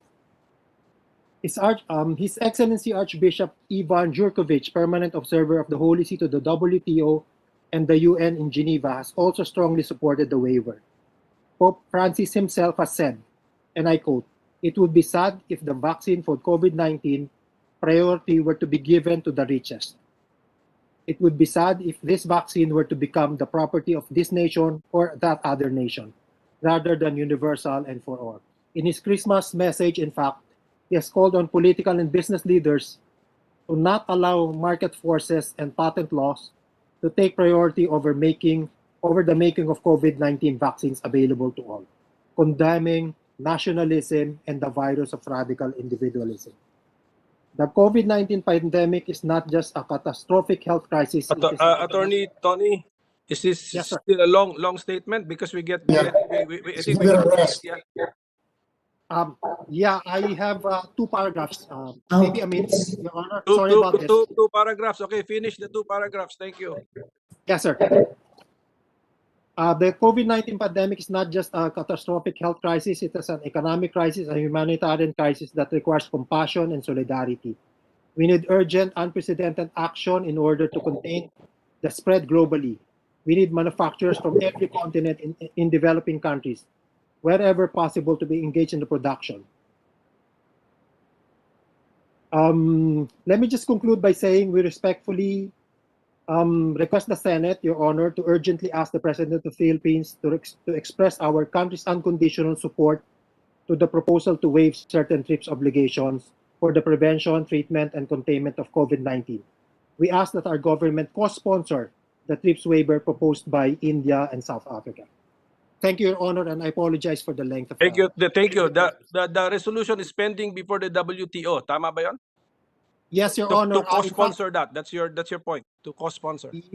Yes, Your Honor. In fact, today they're going to have a TRIPS Council meeting, because the process is that they go first to the TRIPS Council and then they endorse it to the General Assembly of the WTO. Okay, Secretary Locsin, sir. Yes. One is the most compelling name that I've heard there is India. Because when I, among the handful of unmentionables, fought with Mar Rojas for the Cheaper Medicine Act, my only argument against the big pharma was this: you threaten to cut us off, India will back us up with its giant manufacturing capacity. You mentioned Doctors Without Borders. That is something to reckon with, because they are men and women of integrity. But you must remember this: we don't want to kill the goose that laid the golden egg, because Big Pharma, which was our enemy, has come to the rescue. Every single government has failed to come across in finding a vaccine, except possibly the Russians. And I don't even know. For all you know, that's a private. Gamaleya is a private enterprise in Russia. It's no longer a communist country. What I'm saying is, let's be careful about condemning the manufacturers, because the manufacturers are all under states, under governments. Are the governments compelling the manufacturers under their jurisdiction to reserve the vast output of their manufacturing capacity for their own populations? Is it something that pharma has a decision to make? Because let's not condemn those who may be powerless to affect it. Because what I know is that they were willing to sell to whoever was willing to come forward first. We were, Babes and I were. I don't know, people drop the ball. I'm not a basketball player. I just get the ball and then toss it up. So what I'm saying is, let's be careful about condemning the manufacturers. Maybe we should reserve condemnation on the states. And a long time ago, I already said to the United Nations, if the United Nations fails to reprimand the countries that are not willing, the states, member states that are not willing to share this vaccine, so the least among us, then the United Nations loses its right to exist, loses all moral authority, and that is the end of multilateralism. Before we blame the manufacturers, let's be ready to blame our friends in the European Union, okay? Where our ambassadors are staying. Before I have my ambassadors condemn the manufacturers and take up the WTO, I would like to see our ambassadors attack their host governments for not letting the manufacturers sell the vaccines to the first come, first serve. Because I doubt that these Western governments, these European governments, advance the money already. I think by fiat, they said to the manufacturers, 4 billion for us. Then for the rest, you can sell it to the rest of the world. But let's be careful who we blame, because we certainly don't need Western governments. We need the manufacturers. Mr. Chairman. Thank you, Senator. And I'll have my ambassadors going after their host governments. Thank you, Secretary. Senator Risa, you want to? Yes, Mr. Chairman, if I may, just one question each na lang to DFA and to Attorney Tony, to Trade Justice Pilipinas.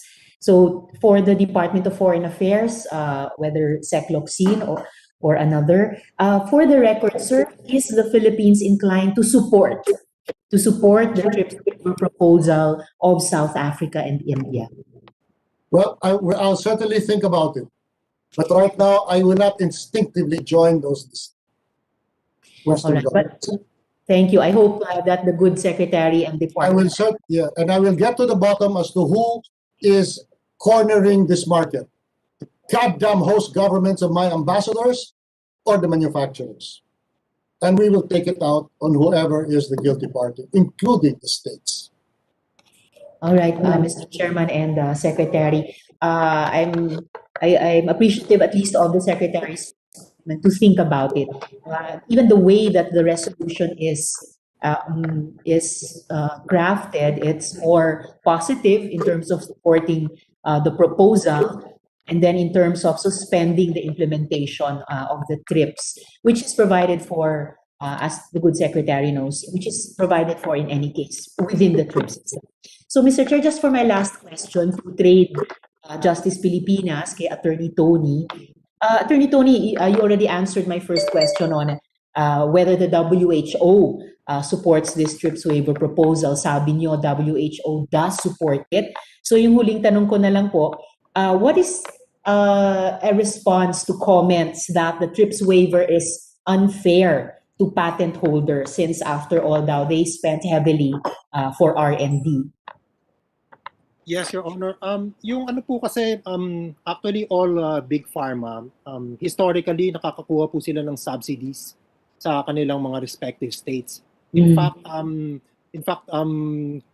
in this case, no, even yung dun sa yung German firm na ka-tie up ng Pfizer, that subsidies to the BioNTech. Thank you, Asek. To the tune of 440 million euros, I believe. Euros or dollars, I forget. So historically, ng mga health rights advocates is that yung patents hindi naman exclusively pinagkakagastusan ng mga big pharma eh. Nandiyan ang mga academicians, nandiyan ang universities, nandiyan ang states. Kumbaga collective efforts yan, Your Honor. And in any case, Attorney Tony and Mr. Chair, interesante po sa akin na yung isa sa ORIG na proponent ay ang bansang India, which itself has a very strong pharma industry. So, and yet, by them co-leading this campaign with South Africa, pinapakita nila na this is a worthy investment to be made even by the pharma industry itself or pharma industry strong nations like themselves, lalo na sa panahon ngayon na the whole world is looking to turn the corner on developing herd immunity, preventing further infection, and really healing all countries from COVID-19. So salamat po, Mr. Chairman, salamat sa DFA, kay Sec. Locsin. Salamat po, Attorney Tony. Salamat, Secretary Mr. Locsin, yes, go ahead, Secretary Locsin. Just a comment. Since you're right about Big Pharma getting huge subsidies for the development of new medicines, although it turns out to be not as big as I had thought. I thought most of the research was undertaken at government expense. But since it is these states that have subsidized and therefore have a stranglehold on Big Pharma, where is the country of BioNTech? Which state is that? Germany? Are they voting for this, for the India resolution? Are they? Is Germany voting? Is Britain voting? Is the United States voting? I want to know if these goddamn countries that control these pharmaceuticals and who claim to have a hold on them by the subsidies they give, how are these states going to vote on this? I want to know. Because I want to tell my ambassadors what to do to their host governments. Attorney Tony, you're the one monitoring this closely. You have information to share with us? Well, the EU is opposed. Opposed. Your Honor. Yeah, Opposed. the EU is opposed. Yes, and the United States also. Opposed. Yes, Attorney Tony, not only are they opposed, they've put up a ban for any exportation. Yeah, that's true also. Attorney Iparagire, she's knowledgeable about this. Can we hear from her, Mr. Chairman? Sino po yan? Secretary? Yusek? What is that? Yusek Lori. Yusek Lori. Yusek. She's on top of that. Sige. Thank you, Honorable Chair and members of the committee. Yes, maybe just a bit of a background on the current developments in the process in the WTO TRIPS Council to consider this particular proposal from India and South Africa. This has a very broad scope, and they're proposing to suspend provisions of the WTO trade-related aspects of intellectual property rights as it relates to patents, industrial design, copyright, and undisclosed information. So in terms of product, this would cover vaccines, medicines, treatments, test kits, masks, ventilators, etc., and trade secrets. The supporters, of course, are from the developing and least developed countries, and there are 11 co-sponsors and 11 countries that have expressed support for this particular proposal. Can we have the names? Can we have the names of the countries? I want to hear a white country. Yes, sir. White. Yes, sir. Supporting. Yes. Because I'm going to have my ambassadors go after those white governments. The co-sponsors? Yeah. India, South Africa, Kenya, England, Pakistan. India, that's in favor. That's in favor. India. These are in favor. In favor. Of the proposal to suspend TRIPS agreement relevant provisions. India, South Africa, Kenya, Mozambique, Pakistan, Bolivia, Venezuela, Mongolia, Zimbabwe, and Egypt. Those who have expressed support are yes. Sri Lanka. Sri Lanka, Cambodia, Bangladesh, Nepal, Chad, Indonesia, Afghanistan, Mauritius, Argentina, Jamaica, and China. Oh my 11. God, 11. those are all colored countries like us. Oh, Not a single white country is supporting it. And yet the manufacturers are under white governments. I'm going to order my ambassadors to register their opposition to their hosts. God Question damn. lang po, is Canada supporting the fifth waiver given that they bought 5 times the necessary dose for their population? Kasama ba Canada? No. Canada there, Canada. I love Canada. Canada po, Pilakyaw. 5 times na kailangan nila ang binili. 5 times the population. 5 times the population they bought the vaccines for. Question to Ambassador Iparagire. Yes. What countries have expressed their opposition to the Yes, India-Africa resolution? Meron ba? Expressed opposition? Yes, Your Kanino? Honor. The main oppositors to the resolution, of course, are coming from the developed and industrial economies. Can you name them, please? US, EU, Canada, UK, Japan, Australia, and others. Ah, all white. Mr. Chair. Paris not white. Sir, if I may continue po, in the WTO, a decision such as a proposal to waive existing obligations would require a consensus among the WTO members, 153 member states of the WTO. And if a consensus is not reached, then it requires 3/4 majority vote.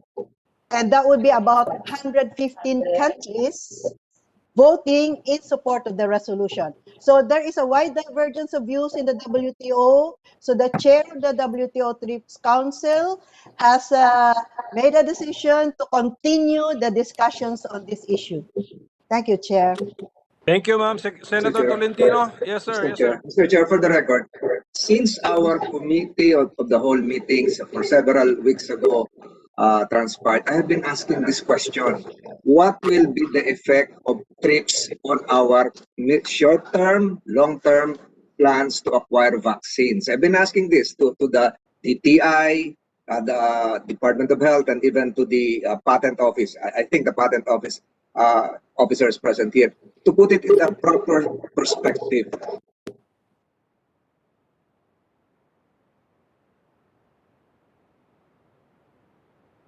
Senator Tolentino. Yes. Do we need a patent before we import a vaccine? That's my first question. The answer given to me was no.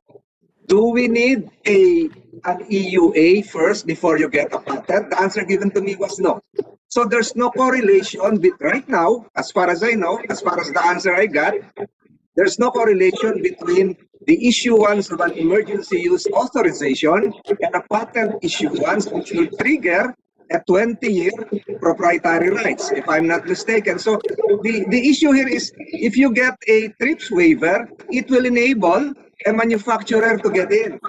But the records of the Patent Office, probably you can correct me, would show that there has never been a single patent applicant from AstraZeneca, Moderna, Johnson & Johnson, Pfizer, among others. So I joined the clamor for that. But in the short term, I think the Patent Office can hanggang ngayon nagtatanong pa ako ano yung relevance sa atin pag na sumama tayo dito sa efforts na ma-waive yung trip. Moderna is now saying that they will not be utilizing their patent rights. So siguro yon, it's a question of allowing manufacturers and the manufacturing process to be transplanted to the Philippines sans the protective patent regulations. Yun siguro, that's a long-term proposition. I'll show you a good news, lahat po kayo. This has been what I've been saying for the last 2 weeks. There's now a pharma zone to be erected in Bulacan. So, can you answer that, Patent Office? Ano yung effect ng waiver sa TRIPS doon sa emergency use authorization? I hope you'll be giving a different answer from the ones you gave me a few weeks back. Okay, but Secretary Locsin is raising his hand. But after Secretary Locsin, we have Director General Barba of IP Philippines. So, Secretary, kayo muna. No, I thank you very much, Senator Tolentino. That's really important because I did hear that the pharmaceutical companies, not their goddamn government, but the pharmaceutical companies are willing to waive their patents. So why are we taking this hostile position just to feel good against them if they're willing to waive it anyway? Mr. Chair. Yes, Senator Ontiveros. Sige. Thank you, Mr. Chair.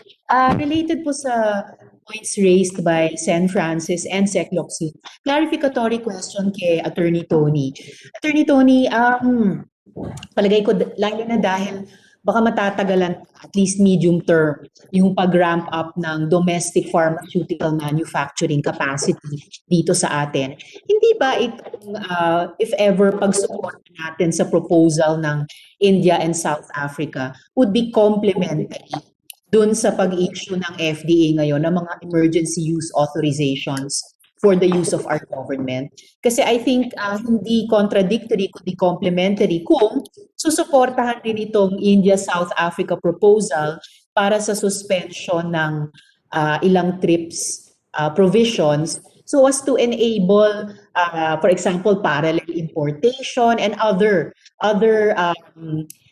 yung pagluluwag dun sa TRIPS provisions that under normal conditions, non-pandemic conditions, ay kailangang obserbahin ng Philippine market. Hindi po ba, Attorney Tony? Yes, Your Honor, that's true. Very complementary po yan. Tapos at the same time, actually, just because there's a TRIPS waiver does not necessarily mean that we would have to waive or derogate from all of our intellectual property laws. It just gives us an opportunity, an option to derogate from our TRIPS agreements, but not. I mean, for all intents and purposes, we can just continue enforcing all of our patent laws, enforcing the TRIPS agreement, etc., etc. So it's just a policy option that will be open to us. At saka time-bound lang ito, Attorney Tony, di ba? Just for the tendency of this COVID-19 pandemic, hanggang mabakunahan natin lahat ng dapat mabakunahan ayon sa DOH at palapit na tayo or nakamit na natin yung sinasabi nilang herd immunity. Di ba, Attorney Tony? That's correct. That's correct, Your Honor. Salamat, Attorney Tony. Salamat, Mr. Chair. Okay, we will now give the floor to Director General Barba of the IPO Philippines to tell us the ramifications of siding with the India South Africa and not siding. Is Director General Barba here? Yes, thank you very much, Chair. Okay, go ahead, classmate. Chair Coco Pimentel, Vice Chair Francis Tolentino, Senator Amy Marcos, Senator Cynthia Villar, Senator Pia Cayetano, Senator Risa Antiveros, Secretary Teodoro Locsin, fellow workers in government, good afternoon. Our office has been monitoring the progress of the WTO discussions of the proposed waiver, and we informed the body that at the WTO TRIPS Council meeting last December 2020, WTO members agreed to continue discussion on the proposed waiver as there was no consensus for its adoption. IPOPHIL will continue to monitor the progress of the proposal and coordinate with the DTI and the DFA. Your Honors, the Intellectual Property Office of the Philippines is the government agency mandated to administer and implement the state policies on IP. Because of this mandate, it is critical that the IP system must be stable and predictable in the grant, protection, and enforcement of IP rights, for it to be an effective mechanism to foster and promote innovation and creation. However, we are fully cognizant of the fact that intellectual property bears a social function and must yield to the common good, such as public health, education, among others. For IPOPHIL, we thank Congress for a responsive and balanced IP code that has struck the delicate and appropriate balance between IP rights and the common good, given the context of a developing country. Particularly on patents, the amendments on the patent provisions by virtue of Republic Act 9502 or the Universally Accessible, Cheaper, and Quality Medicines Act, which instituted the TRIPS flexibilities, given to member states pursuant to the 2001 WTO Ministerial Declaration on TRIPS and Public Health has ensured that the patent system will not be an obstacle to addressing public health needs. IPOPHIL is aware that IP rights are not absolute and are subject to exceptions and limitations as provided in the IP Code in pursuit of other state policies such as the primacy of public health. Given this context, Your Honors, IPOPHIL respectfully submits the following comments. One, the provisions of the WTO TRIPS agreement and the flexibilities under the Doha Declaration on TRIPS and Public Health and the TRIPS amendment under Article 31 BIS are sufficient to address public health needs and emergencies. In the proposed waiver, the proponents argue that the flexibilities are inadequate and their procedure is cumbersome. The said flexibilities, however, have been available to all WTO members, although rarely used. Similarly, special compulsory licensing, which allows, subject to certain conditions, the importation of patented products without the consent of the patent owners, have never been used in the Philippines. Two, there are several government measures to ensure access to COVID-19 related medicines, vaccines, and other related supplies. In the case of IPOPHIL, we have prioritized the implementation of programs that will ensure access to critical medical supplies. This includes providing information on off-patent medical products and technologies that can be readily used by those in the medical field and immediately implementing online services for expedited application and processing of COVID-19 related technologies. In our website, we publish patents that have lapsed and those that have been forfeited to ensure that the public is informed in a timely manner of those patents that have fallen into the public domain. Our office is also part of the discussions of DTI with pharma companies to discuss access to COVID-19 medicines, vaccines, and medical supplies. Third, the terms and conditions of the proposal are broad and vague. As of the last session of the TRIPS Council, the scope, length, and manner of implementation of the proposed waiver, terms and conditions are still unclear.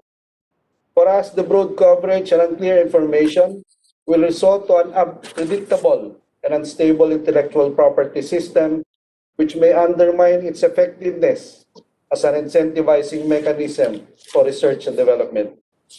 It is also important to note, Your Honors, that based on patent applications filed at the global level, about 80 to 84% are the result of private sector R&D, with government-driven R&D only accounting for 1 to 2%.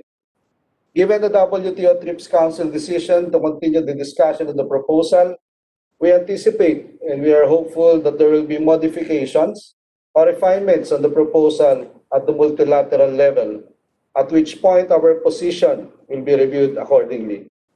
Effect of supporting the proposal and implementing the waiver. One, to existing IP laws.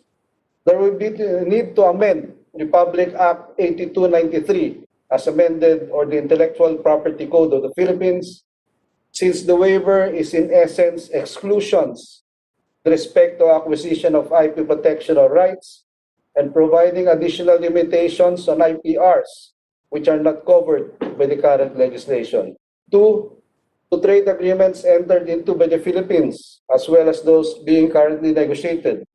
In submitting our position and comments, IPOPHIL took into account that we have existing obligations under several trade agreements, such as the Regional Comprehensive Economic Partnership or RCEP, the Philippine-European Free Trade Association, FTA, and the ASEAN-Australia and New Zealand FTA, which are based on our commitments under the TRIPS agreement. Moreover, we are currently reviewing and are in the initial stages of negotiations for several bilateral and regional FTAs, such as the Philippine-Japan Economic Partnership Agreement, Philippine-Korea FTA, Philippine-European Union FTA, and ASEAN-EU FTA, among others. Given our obligations and commitments under the concluded agreements and those currently being negotiated, we are concerned about the effect of the waiver proposal to this existing obligations. IPOFIL subscribes and submits the whole of government approach in deciding a national position.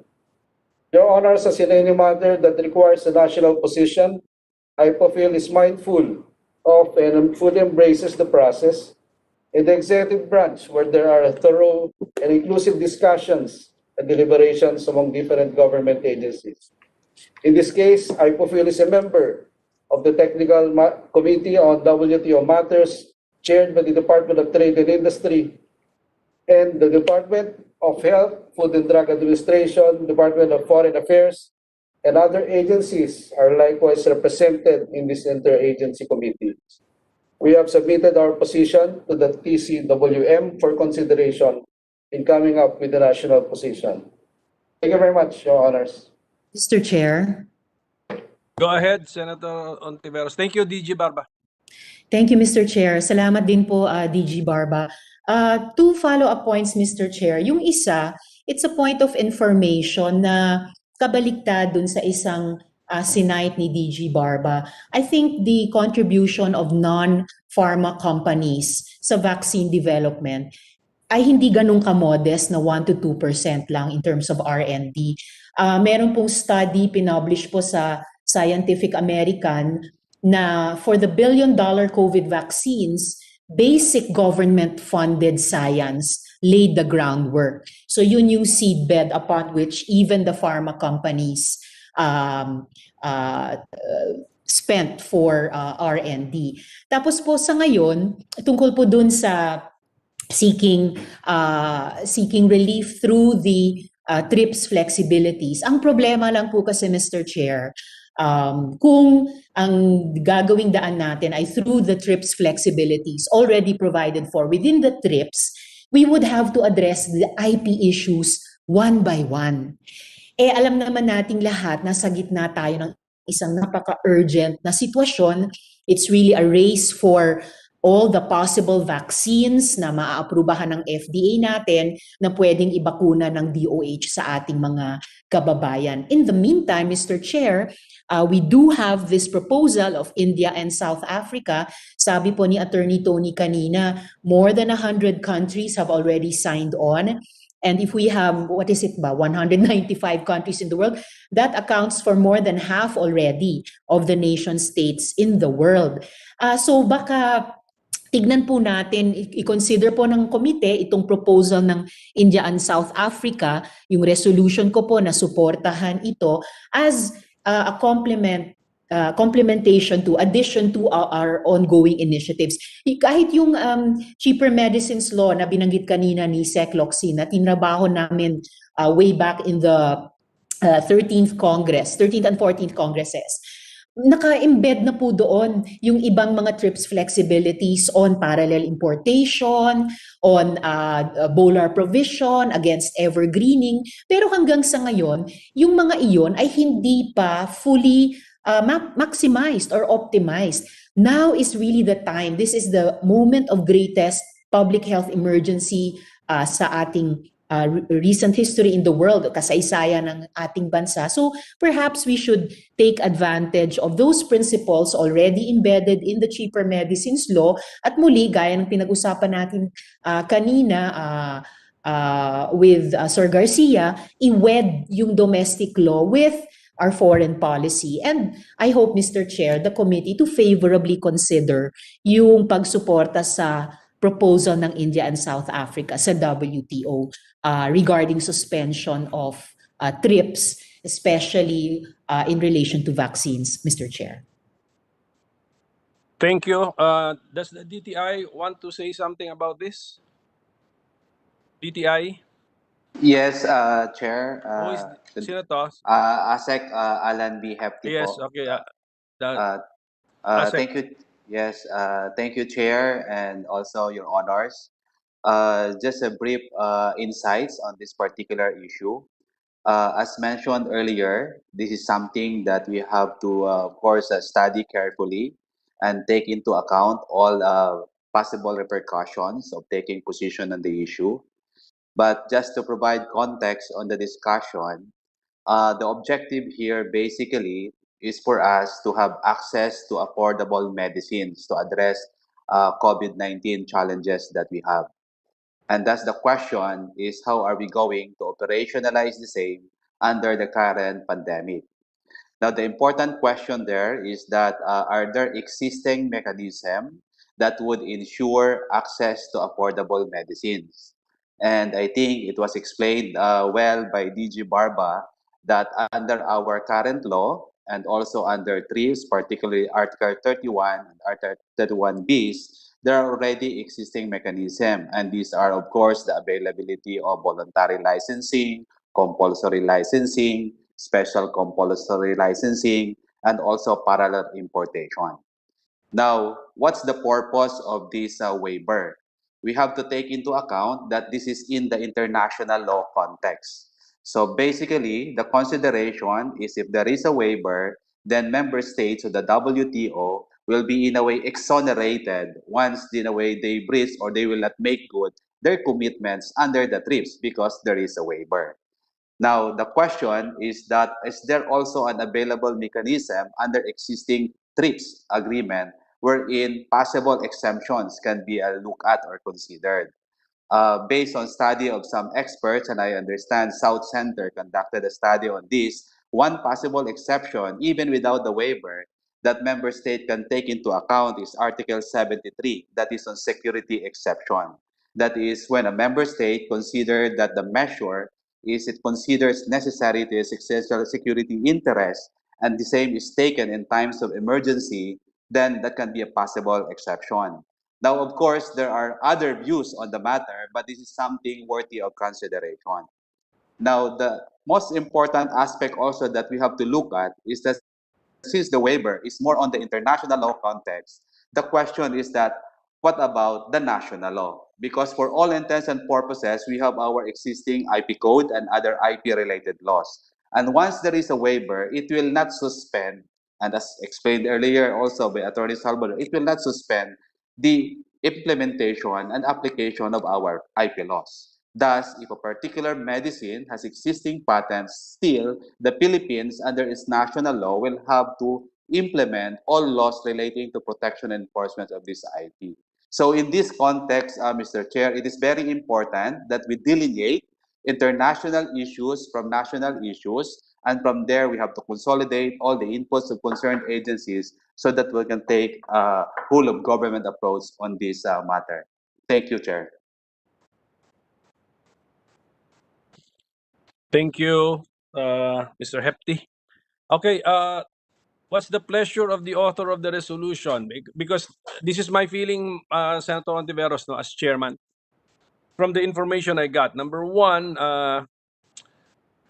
the resolution, the India-South Africa resolution, might still be going or is still undergoing negotiations and might still be amended at the level of the WTO. So, and from what I get from even DJ Barba, his position is once we see the final, we may be able to support an amended resolution. So, the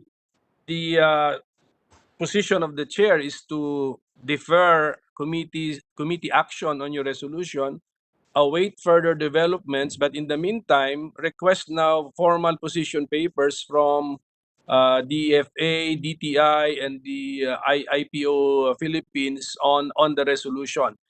It's not really on the Senate resolution, but actually on the India-South Africa resolution. Punta na tayo run sa subject matter of the Senate resolution, which is the India-South Africa resolution pending before the WTO. So if the author is amenable to that, we can suspend the consideration of this subject matter and give the instruction for submission of position papers. Thank you, Mr. Chair. It's, of course, for any resolution author, it's not the best alternative outcome. But, of course, in our legislative work, we always value the inputs in terms of formal position papers from the different departments in our counterpart in the executive. In any case, whether we decide or not, or as part of government, Philippine civil society will continue their campaign, and they've already, sila nga po itong Trade Justice Pilipinas na lumapit sa atin. I'm just hoping that in a timely fashion, if and when our government decides to support the proposal, we can then join forces with Philippine civil society at the WTO, na hindi tayo mapag-iwanan ng panahon kung sakasakaling those in favor of this proposal will win in the ongoing debate within the WTO. Ang akin lang naman kasi sa ngayon, Mr. Chair, wala namang mawawala sa atin if we support the proposal. But having said that, I submit to the decision of the chair. I just wonder, Mr. Chair, before I close, if Attorney Tony has any last word or appeal to the committee about this matter, Mr. Chair? Sige, Attorney Salvador, please Yes, of course. further enlighten us. Sige. And Yes, Mr. Chair, I had a further request after Attorney Salvador. Sige, Thank you. Attorney Salvador. Mr. Chair? Who is that? Secretary? Yes, me also. May I have just a short remark? So this is our sequence. Attorney Salvador, Senator Marcos, and then Secretary Locsin. Okay, go ahead. Mr. Chair, parang naputol yung signal ni Attorney Tony. Kung wala si Attorney Tony, baka si Joseph Puruganan, also of Trade Justice Pilipinas. Is Joseph Puruganan? Okay, wala. So let's wait for ano muna. Anyway, we'll give them a chance, Senator Risa. Senator Salamat, Marcos. Mr. Chair. Senator Marcos, please. Yes, while I fully support the effort against vaccine injustice and nationalism, let me request, as the chairman has requested, specifically our international lawyers to elucidate us on the TRIPS agreement provisions, where in fact there is no clear exception to copyright and individual design protection, as the TRIPS is primarily for IP, no? So it's not intended. Ang pagkaintindi ko kasi sa TRIPS, it's not intended for emergency procurement. Kanina yung DOH o si Alan referred to the security aspect contained in Article 73.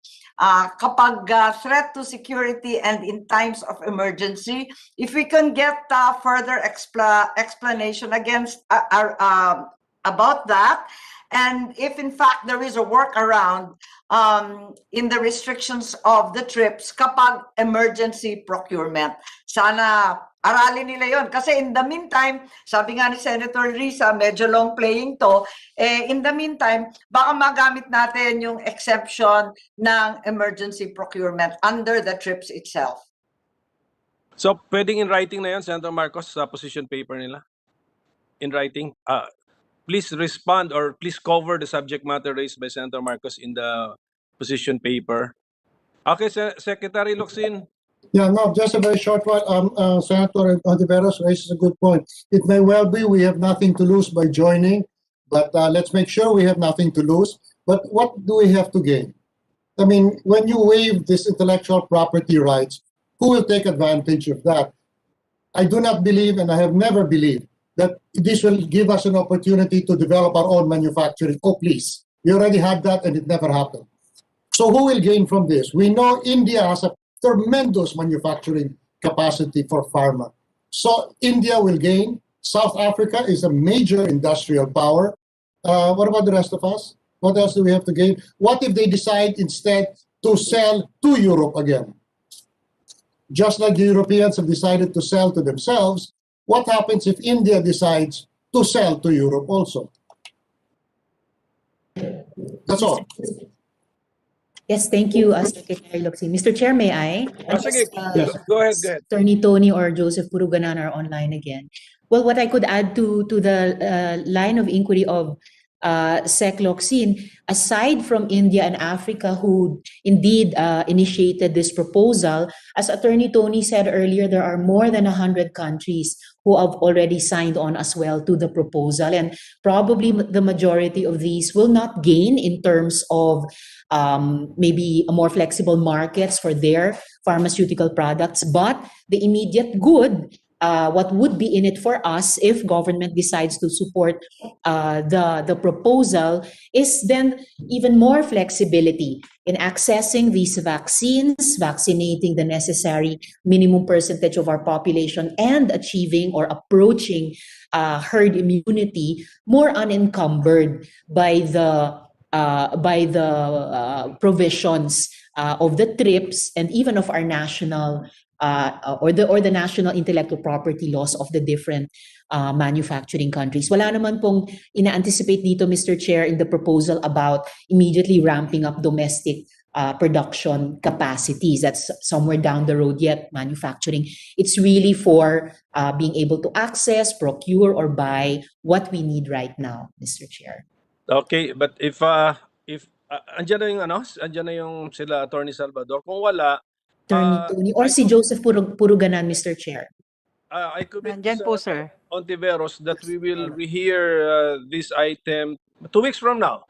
Kasi I hope may developments na by that time, and then by that time the committee will now take a position on the resolution on PS 560, whether to on the proper disposition of the resolution. But siguro we most likely we will submit this to the plenary so that the members of the Senate can also weigh in on the subject matter, and then we will be discussing the merits of the India South Africa reso, maybe as amended na by then, and then we'll come up with our own recommendation to the executive branch. Ganun ang mangyayari as a body. Maraming As a salamat. body. Yes. But I'm just asking for 2 weeks so that Maraming salamat po, Mr. Chair. we can gather the position papers, study this. We need to consult some international trade law experts regarding the points raised by Senator Marcos. I welcome that, Mr. Chair, and thank the Chair very much po. Nakikita ko na rin po si Attorney Tony, Chair. Baka meron silang bilin sa atin. Attorney Salvador, can you keep it short na, sir? Keep it brief. Yes. This is not the end of the we will just suspend this subject matter. Sige, go ahead, sir. Yes, Your Honor. Hingi lang kami ng permission para mag-submit din ng position paper. Siguro hindi ko na uulitin yung mga sinabi ko kanina. Except, well, yung tungkol sa Article 73, yung security exception. Ang problema lang kasi, syempre, ma-open pa tayo pag in-invoke natin yung ma-open pa tayo sa litigation sa loob ng WTO. Of course, we don't want that to happen. At yun lang siguro, Your Honor. Tsaka malabo yun kung tayo, Thank you so much. malabo yun kung tayo lang gumamit nun, di ba? Yes, Your Honor. Of all the countries in the world, tayo lang nagsabi na security implication. Anyway, also, what's the name of your group, sir? Also submit your siguro position paper elaborating on the statement that you read, if you like to. Okay. Yes, please, Your Honor. We are from the Third World Network, but Third World Network. yeah, we are coordinating a coalition of different organizations like Women Health, etc. Okay. So if there are no more comments on that particular resolution, we will defer, suspend the hearing, and in 2 weeks' time, we will revisit the issue. Okay, so we're now down to our last 2 items. PS Resolution 369 concerning the ecologically destructive activities in the West Philippine Sea, and the privileged speech of Senator Tolentino. The PS Resolution 369 filed by Senator Ontiveros, and then we'll tackle the privileged speech of Senator Tolentino on the new China Coast Guard law. But since these 2 topics are so-called sensitive, if there is no objection, we can go into executive session. Secretary Locsin, is that okay with you? Okay, so Committee Secretary, how much time do you need to switch us to executive session? Sir, we just need a few minutes po to transfer everybody to the breakout room. Do we need to log off kami or just No, sir, you just click on the join button when you see it. Okay, so Philippine Coast Guard, be present. PNP Chief is still online. We expect DND, him sir. to be there. Yeah, sino pa ba? Sino pa? DND, Okay, sige, DNR, Yeah, okay. So I think the committee secretary has already a list no, of who to invite. Sige, go ahead. So for the rest, for those of you who will not be joining us in the executive session, maraming salamat po sa participation po ninyo. Okay, we will see you in future hearings of the Foreign Relations Committee. Maraming salamat sa participation, and then see you later for those in the executive session. Go ahead, Secretary. Yes, sir. We need the Philippine Coast Guard, the National Coast Watch, the DND, DNR, DFA, of course.